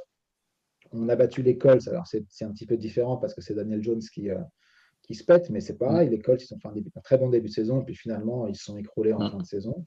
Les Lions. Les Lions. Les Lions, c'est un bel exemple aussi. Donc finalement, des vraies victoires contre des bonnes équipes, entre guillemets, il n'y en a pas beaucoup. Il y a celle des Pats en semaine 3 qui est l'effet inverse. On ne pensait pas que les Pats seraient aussi bons finalement. Oui. Mais Mais tu il dis, n'y a pas grand-chose d'autre. Hein. c'est possible, mais il me semble que il disait de toutes les équipes qui sont, je crois que c'est des équipes qui sont en playoff, les Steelers, c'est ceux qui ont la victoire contre les strength of schedule, contre les équipes qui ont le plus. Il me semble que c'est l'équipe numéro 1, donc c'est les victoires. Attends. L'équipe numéro 1 dans quel sens? Les matchs les plus faciles ou les matchs les plus. Les plus durs. Plus difficile, apparemment. Ils ont battu des équipes qui, je ne sais pas si c'est jusque-là Au- ou sur la saison. Non, qui au ont moment été où il les victoires. jouait, je pense. Peut-être au moment où les jouait. Quelque part, ça confirme un peu ce qu'on dit. C'est-à-dire qu'au moment où il est joué, on pense que c'est une bonne équipe, et puis derrière, ça enchaîne les défaites. Peut-être. Ouais, et du coup, pas pour cette raison-là, moi j'ai envie de dire, je ne suis pas convaincu que la saison régulière soit meilleure que les 2 saisons dernières. Le fait que ça se termine par une victoire, forcément, c'est toujours mieux. Ça se termine par quoi? 4 victoires sur les 5 derniers matchs, des victoires Steelers avec une possession d'écart. Et donc pour moi, ce n'est pas une meilleure saison que la saison dernière et la saison d'avant, mais c'est une meilleure opportunité. C'est les 3 dernières fois qu'on va en playoff. On joue les Bills, on joue les Chiefs et on joue les Ravens l'année dernière qui roulaient un petit peu sur tout le monde aussi. Et là, non seulement on a l'opportunité de jouer à la maison, et Houston, c'est fort, on va y revenir, mais ça fait moins ordre que les Chiefs, les Bills et les Ravens ces 3 dernières saisons. C'est ça. Et puis, il y a aussi un vrai changement de paradigme, c'est que la fin de saison de cette année par rapport à l'année passée notamment, elle n'est pas du tout la même. Cette année-là, on finit avec, en décembre, là où ça compte, 4 victoires enfin, 4 victoires sur 5 matchs. Et c'est ça dont on a besoin parce que aujourd'hui, Rodgers l'a dit aussi, mais enfin, c'est toutes les saisons, c'est important de bien commencer, mais c'est surtout important d'être fort à la fin parce que c'est sur le dernier stretch des 3, 4, 5 derniers matchs que ça se joue.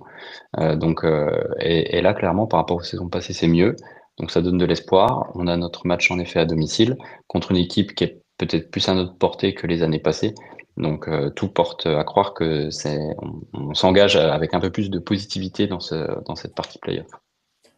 Mais donc on sait tous que Arba s'est fait virer à la suite du match contre nous. Et avant le match, la discussion, c'était est-ce que ce serait le tour de Tomlin.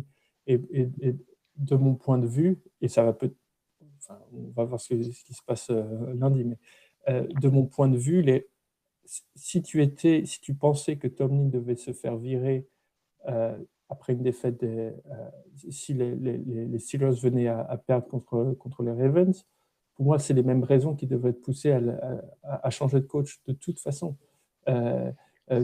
Encore une fois, sauf si peut-être sauf s'ils vont au bout et qu'ils gagnent, mais les défauts de cette équipe sont là de toute façon. Et pour moi, si tu adresses pas ces défauts-là, c'est une des raisons pour laquelle je trouve, on tourne en rond depuis peut-être 10 ans maintenant. C'est qu'on se dit que ça fait que l'année prochaine, ça va être mieux. Je pense qu'il faut même si on a gagné, même si on est en playoff, même si on a gagné dimanche et qu'on est en playoff, on a un match de playoff à la maison lundi, tu devrais quand même te questionner. Pour moi, tu devrais te dire, il faut faire mieux. Il faut faire mieux et on est trop ric-rac. Et si tu ne le fais pas, l'année prochaine, tu fais la même saison et c'est la balle, c'est le film Match Point, c'est la balle de tennis qui touche le filet et qui monte et ça tombe du bon côté ou de l'autre. Et peut-être que l'année prochaine, ça tombera du mauvais côté pour nous. De toute façon, c'est simple, hein, ça se jouait sur le dernier jeu avec, faudrait regarder les probas de passage de Tyler Loop sur ce jeu, mais peut-être à 95%. Hein, donc voilà, ça finalement, on a laissé la saison sur 5% de chance de réussite sur le dernier jeu pour les playoffs. La différence entre les saisons où la gestion de l'équipe de Tomlin et Darboe, qui effectivement c'est des saisons assez semblables saison après saison, c'est que, à ce que j'ai lu, il y avait des vraies questions dans le vestiaire des Ravens en termes de est-ce que les joueurs ont confiance en le coach et est-ce que les joueurs pensent qu'ils peuvent progresser encore avec ce coach? Et ça semblait être non la réponse pour les Ravens, ce qui a un peu mené à cette décision. Et on sait très bien que les joueurs en général aiment beaucoup Tomlin et que c'est parfois la raison pour laquelle ils viennent. Et donc cet élément de perdre le vestiaire n'est pas là. Et c'est là la différence. tant qu'on en parle, notre ami John Harbaugh, il a trouvé un taf. Il a signé chez les Giants. Ah, c'est officiel? Je crois que c'est officiel. Ok. Ou Ok. alors, je relais des trucs de compte. Bah, je sais que c'était très, très, très lié, mais que j'avais pas vu la news que c'était officiel, mais ça l'est peut-être, en effet. Bah, c'était aussi le poste disponible en NFL où le plus de monde envoyait Tomlin si Tomlin C'est vrai. était amené à partir des Steelers. Donc, il y avait Ouais.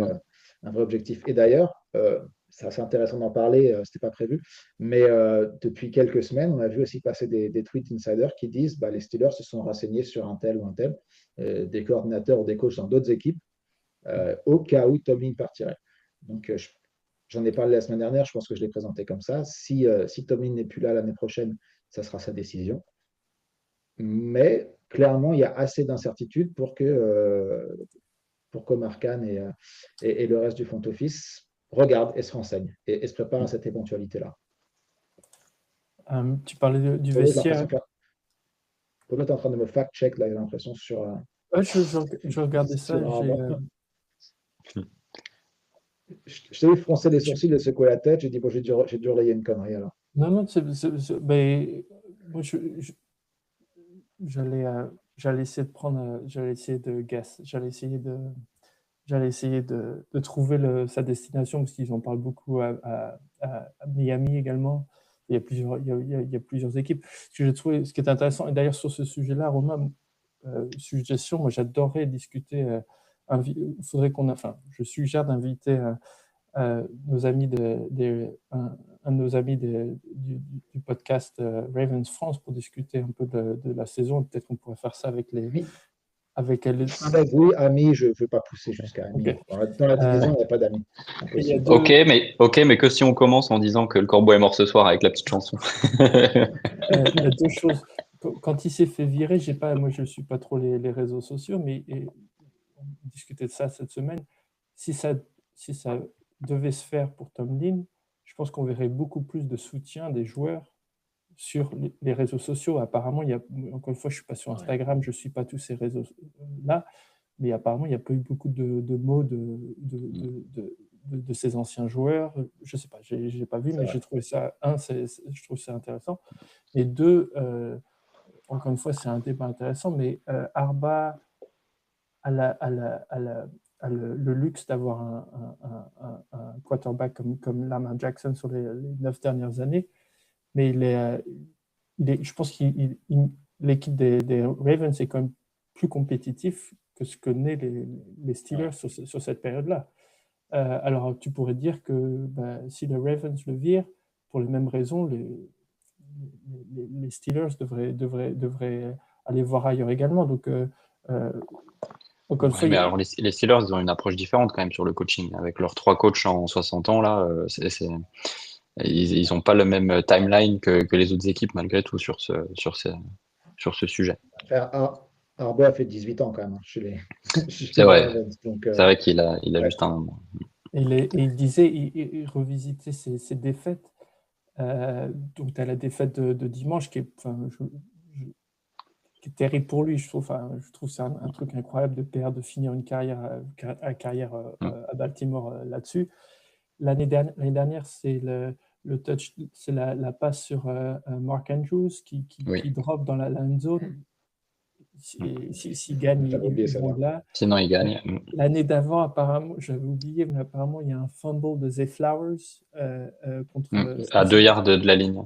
Et que Cincinnati remonte. Oui. Et en fait, il a plein de défaites comme ça, Arba. Et je sais pas. C'est des problèmes d'exécution qui mettent fin à leur saison plus qu'autre chose. Ouais.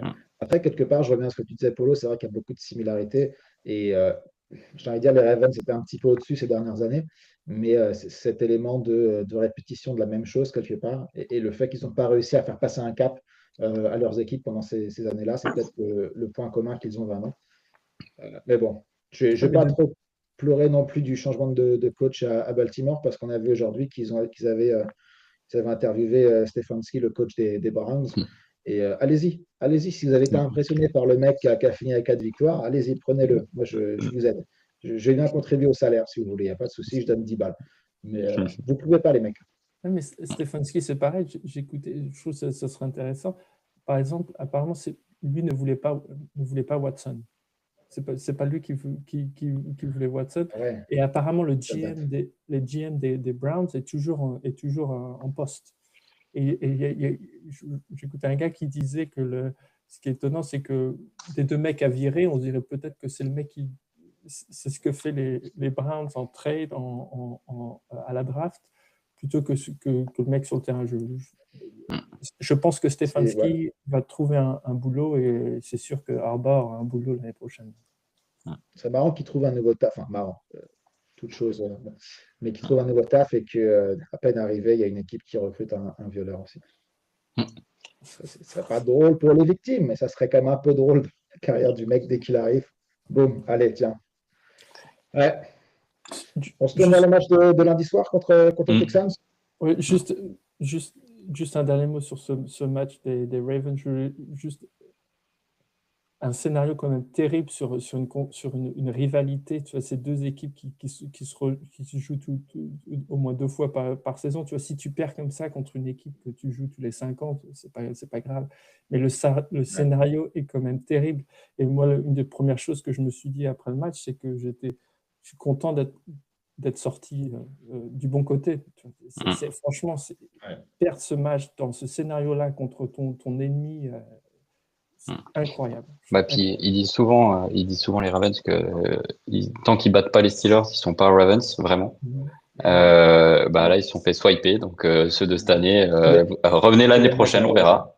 Ouais. Mais ce qui est bien, c'est que pour moi, ça rentre encore plus dans la tête de Lamar Jackson, qui déjà, on sait très bien que le Lamar Jackson contre les Steelers, comparé aux autres adversaires, c'est jamais la même chose. Et plus ça continue, plus ça va lui trotter dans la tête et plus ça donne un avantage encore psychologique pour les saisons à venir. Donc, c'est encore mieux. Plus leur défaite fait mal, plus ça nous aide, je pense, sur le long terme, parce que Lamar Jackson, ça va tourner là-dedans.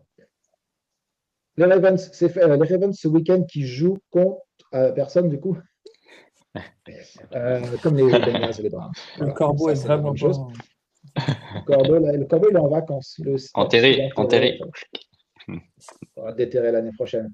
Et donc les Steelers à domicile contre Houston, les Texans qui ont fait une belle saison et j'ai l'impression qu'on a très peu parlé d'eux en général cette saison et que finalement c'est un petit peu ils sont un peu passés par par la fenêtre plutôt que la porte d'entrée et qu'ils arrivent avec le seed numéro 5 et un bilan qui est meilleur que le nôtre, donc en gros qui pourrait être la 4e meilleure équipe de l'AFC et qui est surtout la meilleure défense par à peu près toutes les stats de la NFL. Comment vous sentez ça et est-ce que vous voyez des clés du match?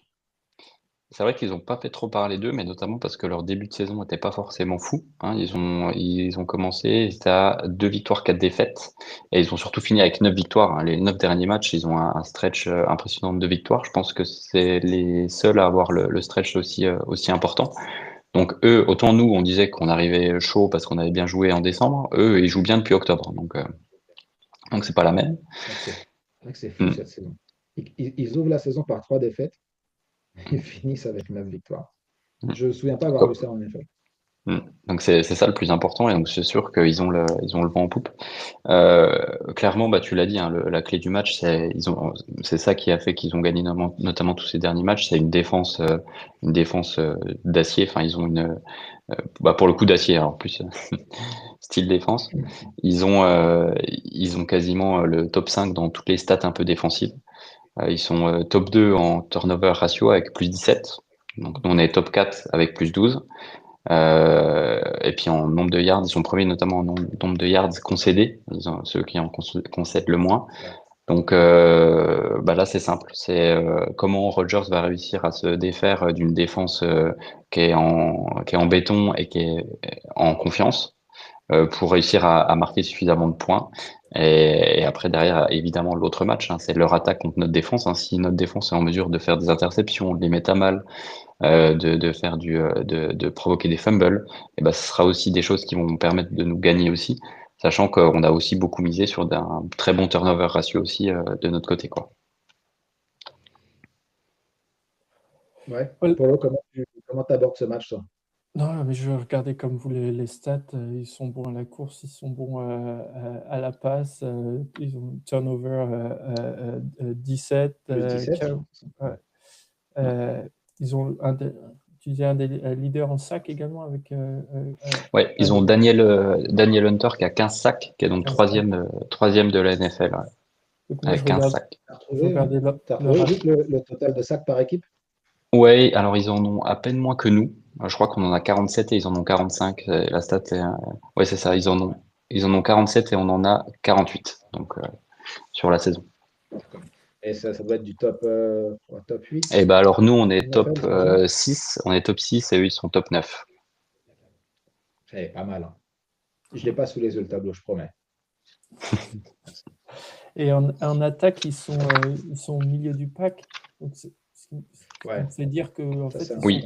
ils sont construits comme ce que c'est l'idée que se font Khan et Tomlin des Steelers. C'est que les Steelers devraient être construits comme ça, avec une défense top 5 partout, et puis une attaque qui soit suffisamment bonne pour leur faire gagner des matchs.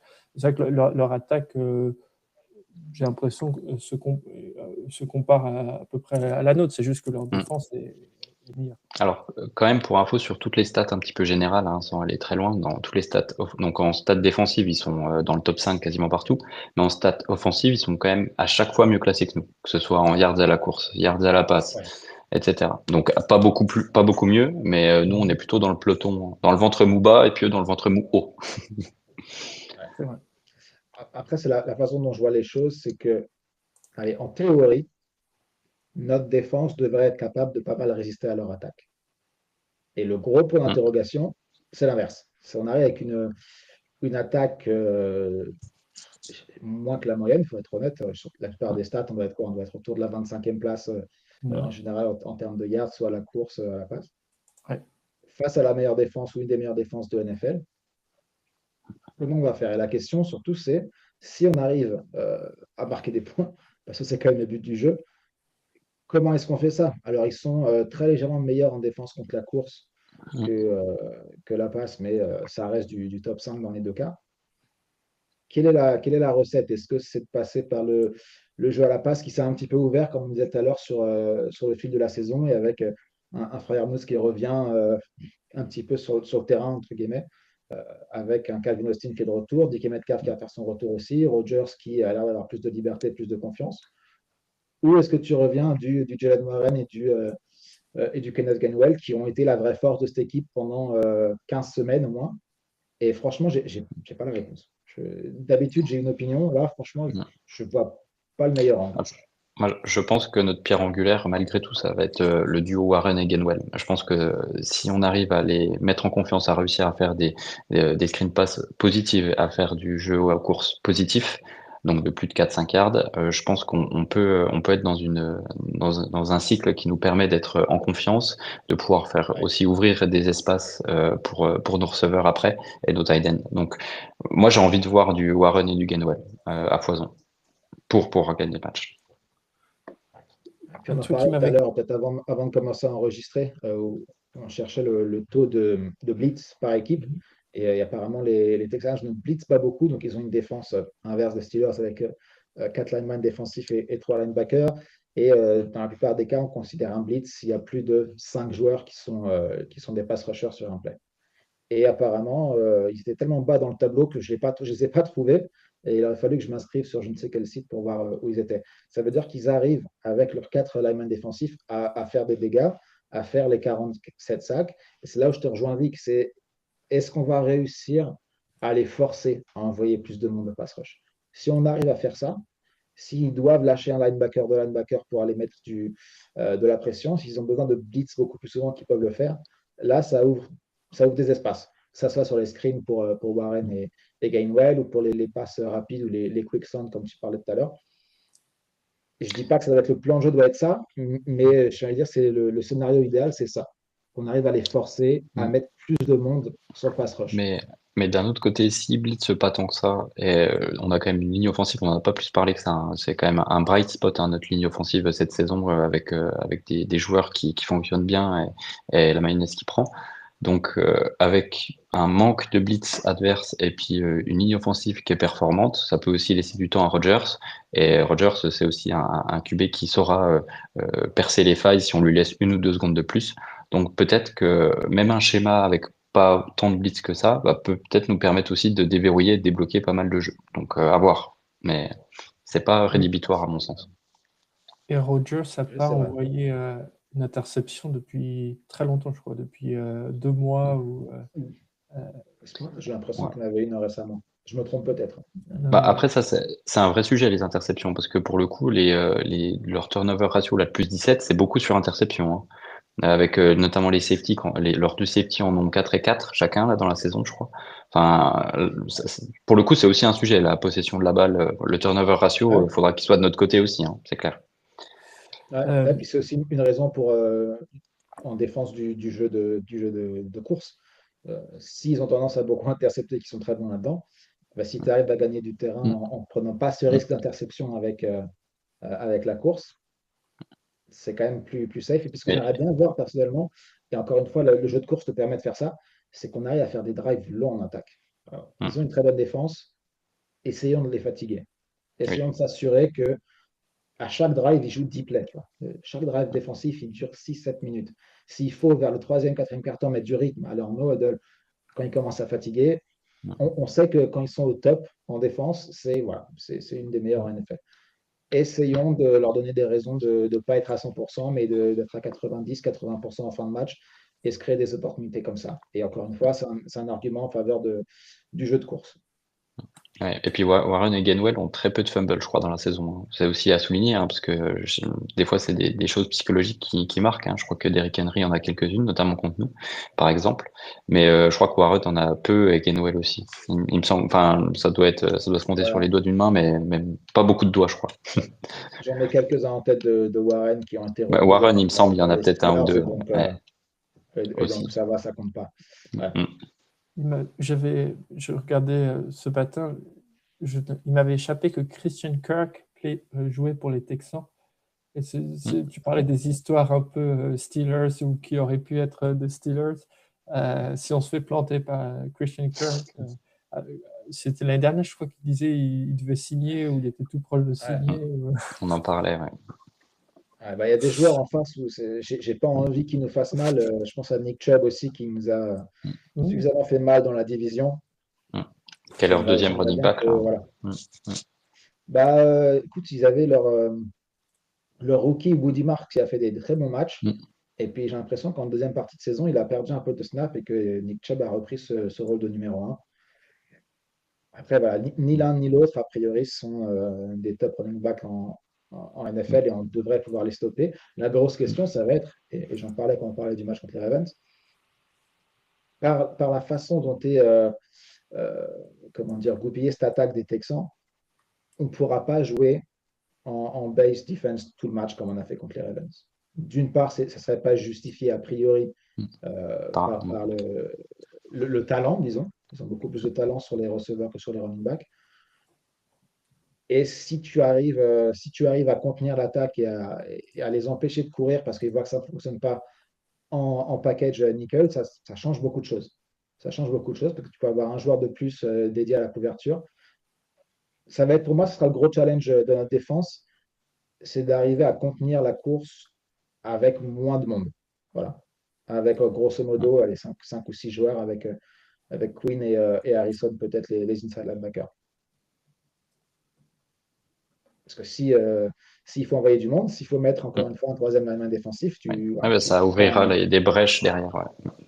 tu perds un DB et Mm, après tu mm. joues du 1 contre 1 beaucoup et puis ça ouvre des choses. Après, on a aussi CJ Stroud qui a fait qui court aussi un petit peu, hein, qui a un profil un petit peu hybride malgré tout, là, qui a 209 yards à la course sur la saison. Et je pense qu'il n'hésitera pas à aller les prendre, notamment sur des matchs à enjeu comme ça, où s'il trouve pas de solution, bah, il essaiera par lui-même. Donc ça, c'est quand même des profils qu'on a l'habitude de traiter, notamment avec Lamar Jackson et compagnie. avec plutôt de réussite. Donc, c'est plutôt un avantage pour nous aussi, je pense. Et l'inexpérience aussi de CJ Stroud sur ce genre de rencontre. Donc, on va essayer de jouer là-dessus, là, entre le Rodgers qui a X, je crois, 13 victoires de playoff, je crois, ou quelque chose comme ça. Enfin, voilà. Qui a pas le même retour d'expérience dessus, sur ces matchs. J'ai regardé les Texans, leurs 3 dernières apparences en playoff, ils gagnent le tour de wildcard. Ok. Ils arrivent à progresser les 3 dernières fois. Autant vous dire que les 3 dernières fois que les Steelers se sont hissés vers On les n'en parle playoffs, c'est pas. terminé de façon très différente. Il gagne. Donc, ouais, je pensais la même chose que toi, Vic. Je me suis dit, Mais il a quand même quelques moins victoires de playoff. expérimenté. Et finalement, là, il y en a quelques-unes de plus que les Steelers depuis quelques années, en tout cas. Il gagne l'année dernière, Romain? Il me semblait les avoir regardé le match. Ils jouent contre les Chargers. Ouais, c'est ça. Ils tapent les Chargers et ils perdent au tour suivant contre les Ravens. Ah, ok. C'est ça. Mais ouais, c'est une équipe un peu sous-utilisée. Le problème que j'ai en plus, et je suis pas très, comment dire, je suis pas très objectif avec les Texans parce que j'aime bien leur équipe. J'aime bien CJ Stroud, j'aime bien Nico Collins. J'aime bien. Donc peut-être que je les surestime un peu pour ça, mais ça reste, je reviens à ce que j'ai dit tout à l'heure, ça reste la meilleure opportunité qu'on a eue en playoff depuis un bout de temps. Pour une fois, on ne joue pas contre un monstre en face. On voit ton maillot des Texans derrière sur ton étagère. Ah non, je ne pas enlevé. Je regardais la ligne là. Les Texans sont toujours favoris de 3 points. C'est plutôt une ligne qui est serrée. Ouais. Oui, c'est serré, effectivement. Ouais. À l'inverse des insiders de NFL.com qui disaient tout le monde victoire des Texans, il y avait, je crois que c'est Daniel Jeremiah qui disait victoire des Steelers. Mais de toute façon, je pense qu'on peut s'attendre à un match avec peu de points, a priori.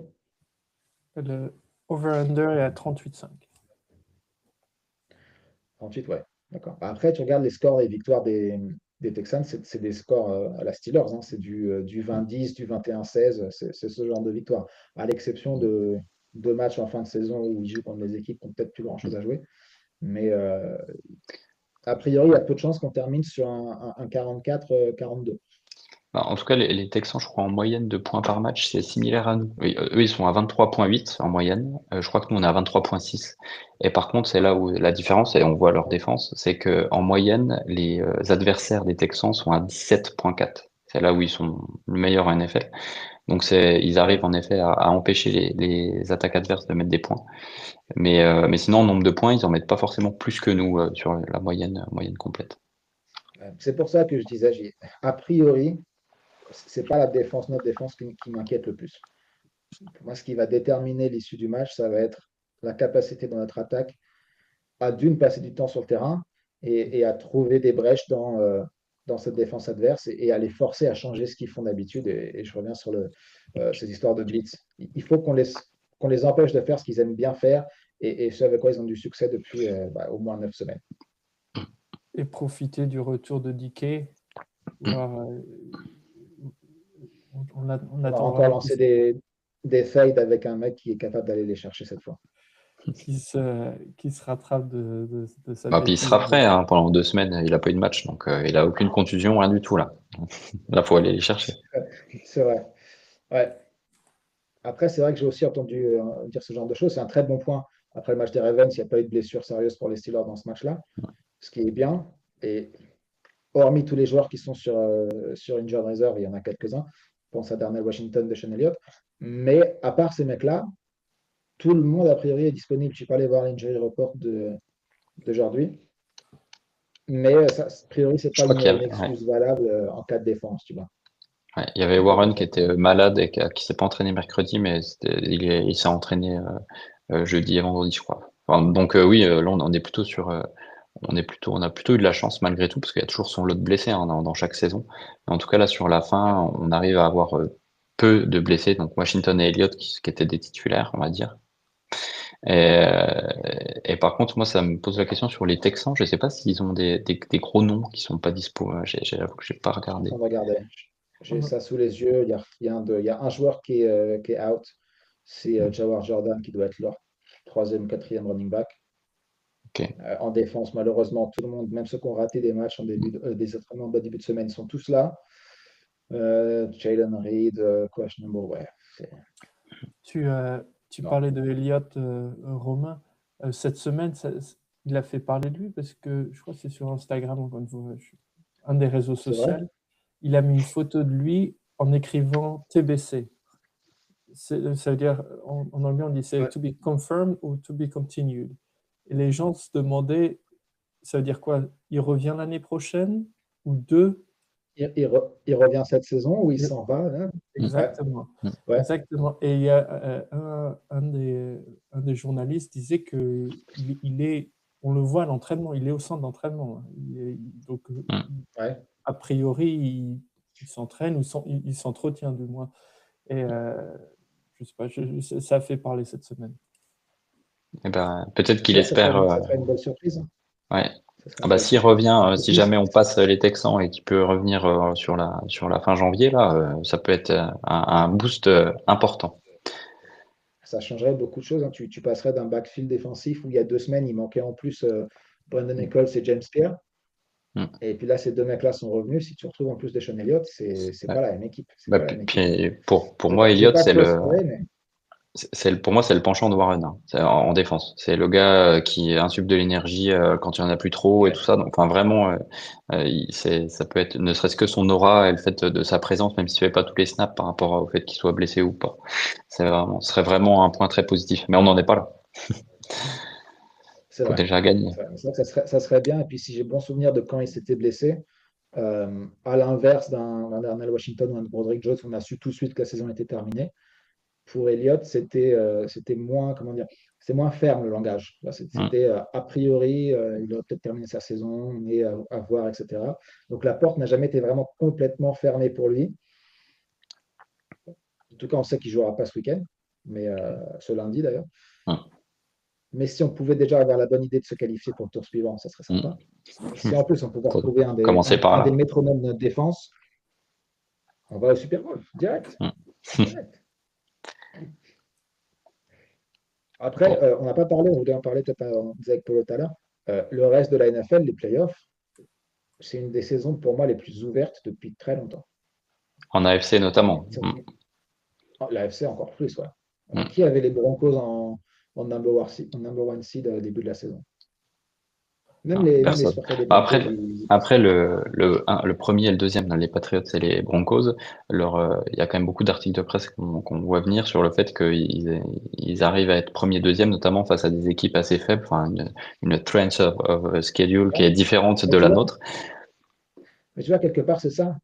Toutes les équipes ont joué contre des équipes faibles parce qu'en fait, tu as beaucoup d'équipes faibles en AFC. Mm.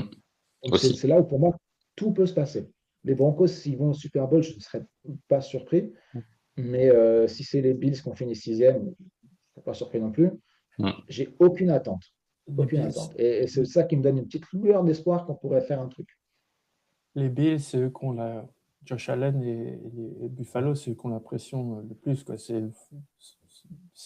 Ça doit être l'opportunité pour eux. Ils sont tellement cassés les dents Ouais.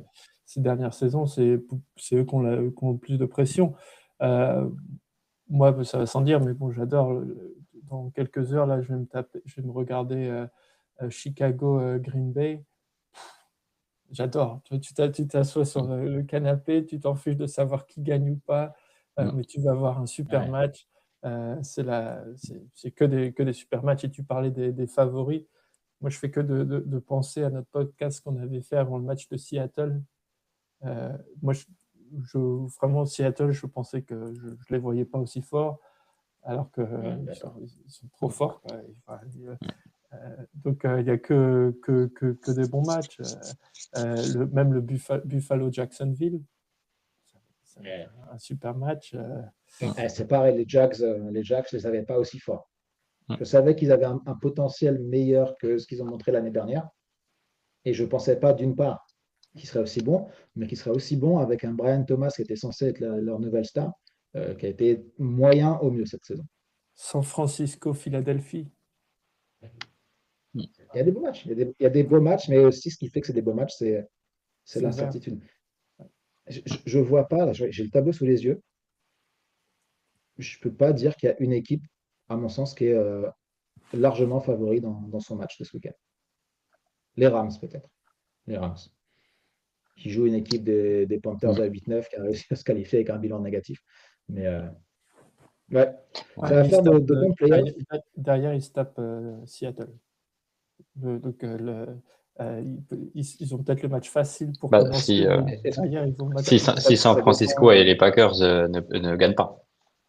Ouais, Ah, c'est ça. peut-être. Ils vont prendre le seed le plus bas. Ils prennent le Peut-être. seed le plus bas. Mm. Ouais, ça, c'est histoire de bracket qu'ils nous mettent parce qu'ils veulent faire comme la NBA. Ça marche un peu moins bien quand le côté du tableau C'est vrai. diffère en fonction de l'adversaire. Mm. Mais ouais, du Mais en coup, tout cas, est-ce que vraiment, ce serait pas faut mieux de vraiment lancer il faut la boule d'Irma là pour savoir réellement comment vont se passer les playoffs, que ce soit les wildcards, mais même jusqu'au bout, hein, qui va gagner Super Bowl.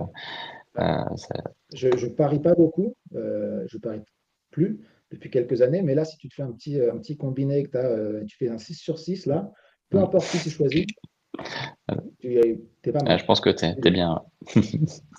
T'es bien. L'heure du moment préféré de chaque podcast de Polo est arrivée, Mhm. l'heure du pronostic et du fait saillant.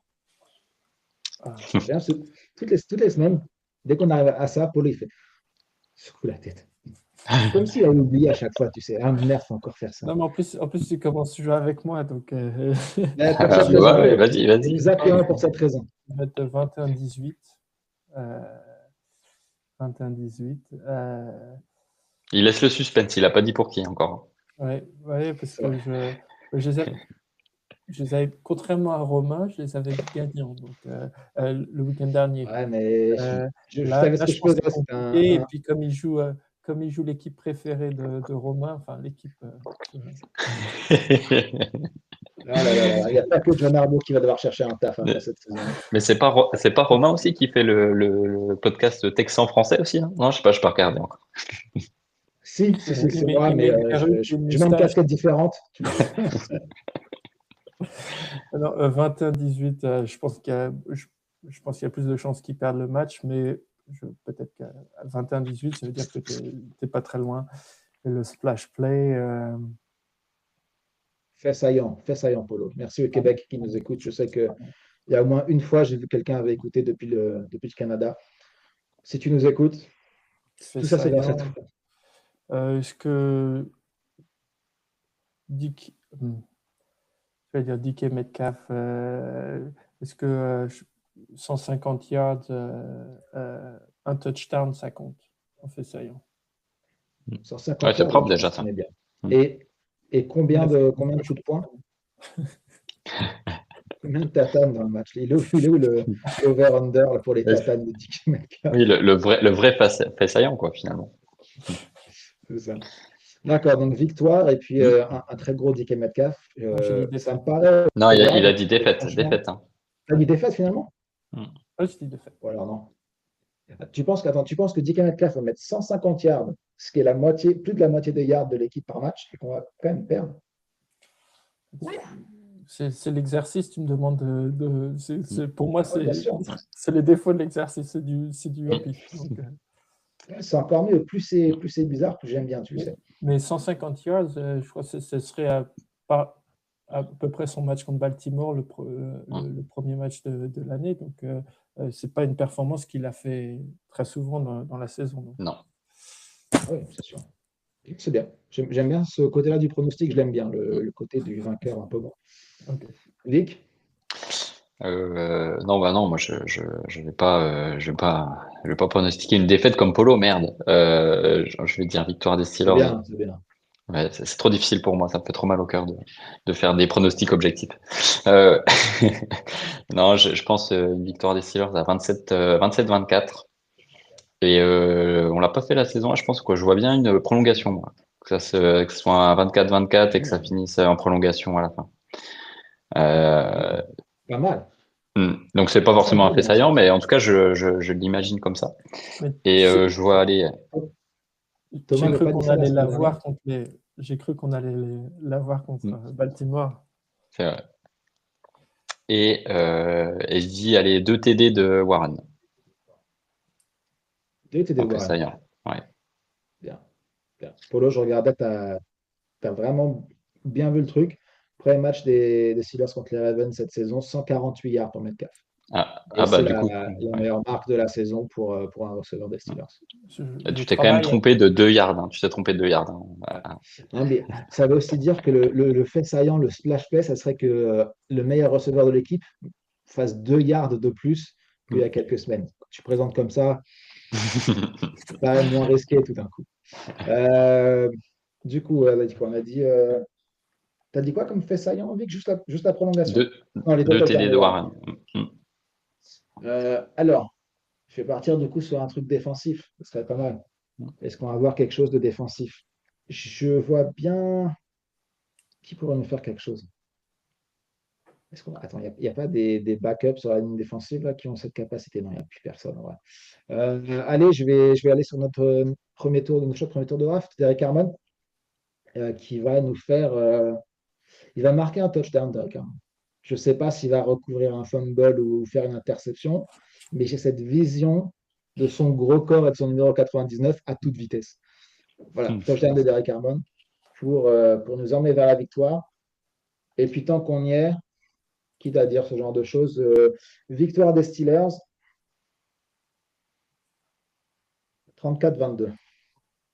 Je ne me demande pas d'explication, je n'en ai pas, mais je me dis pourquoi pas. C'est déjà un fait saillant, là, le résultat que tu nous as donné. C'est vrai.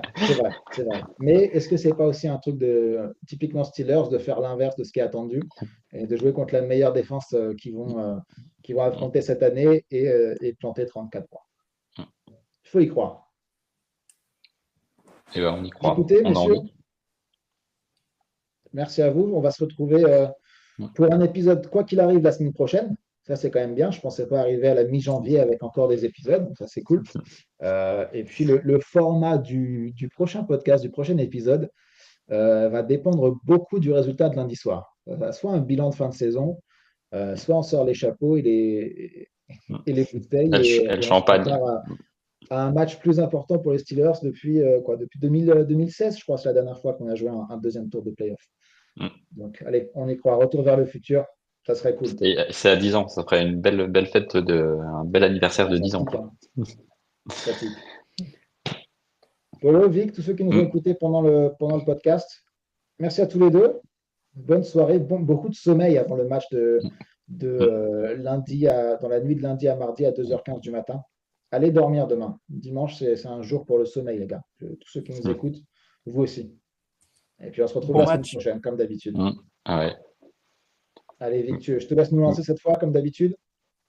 Ouais, le Here we go, Steelers. Here we go. Here we go.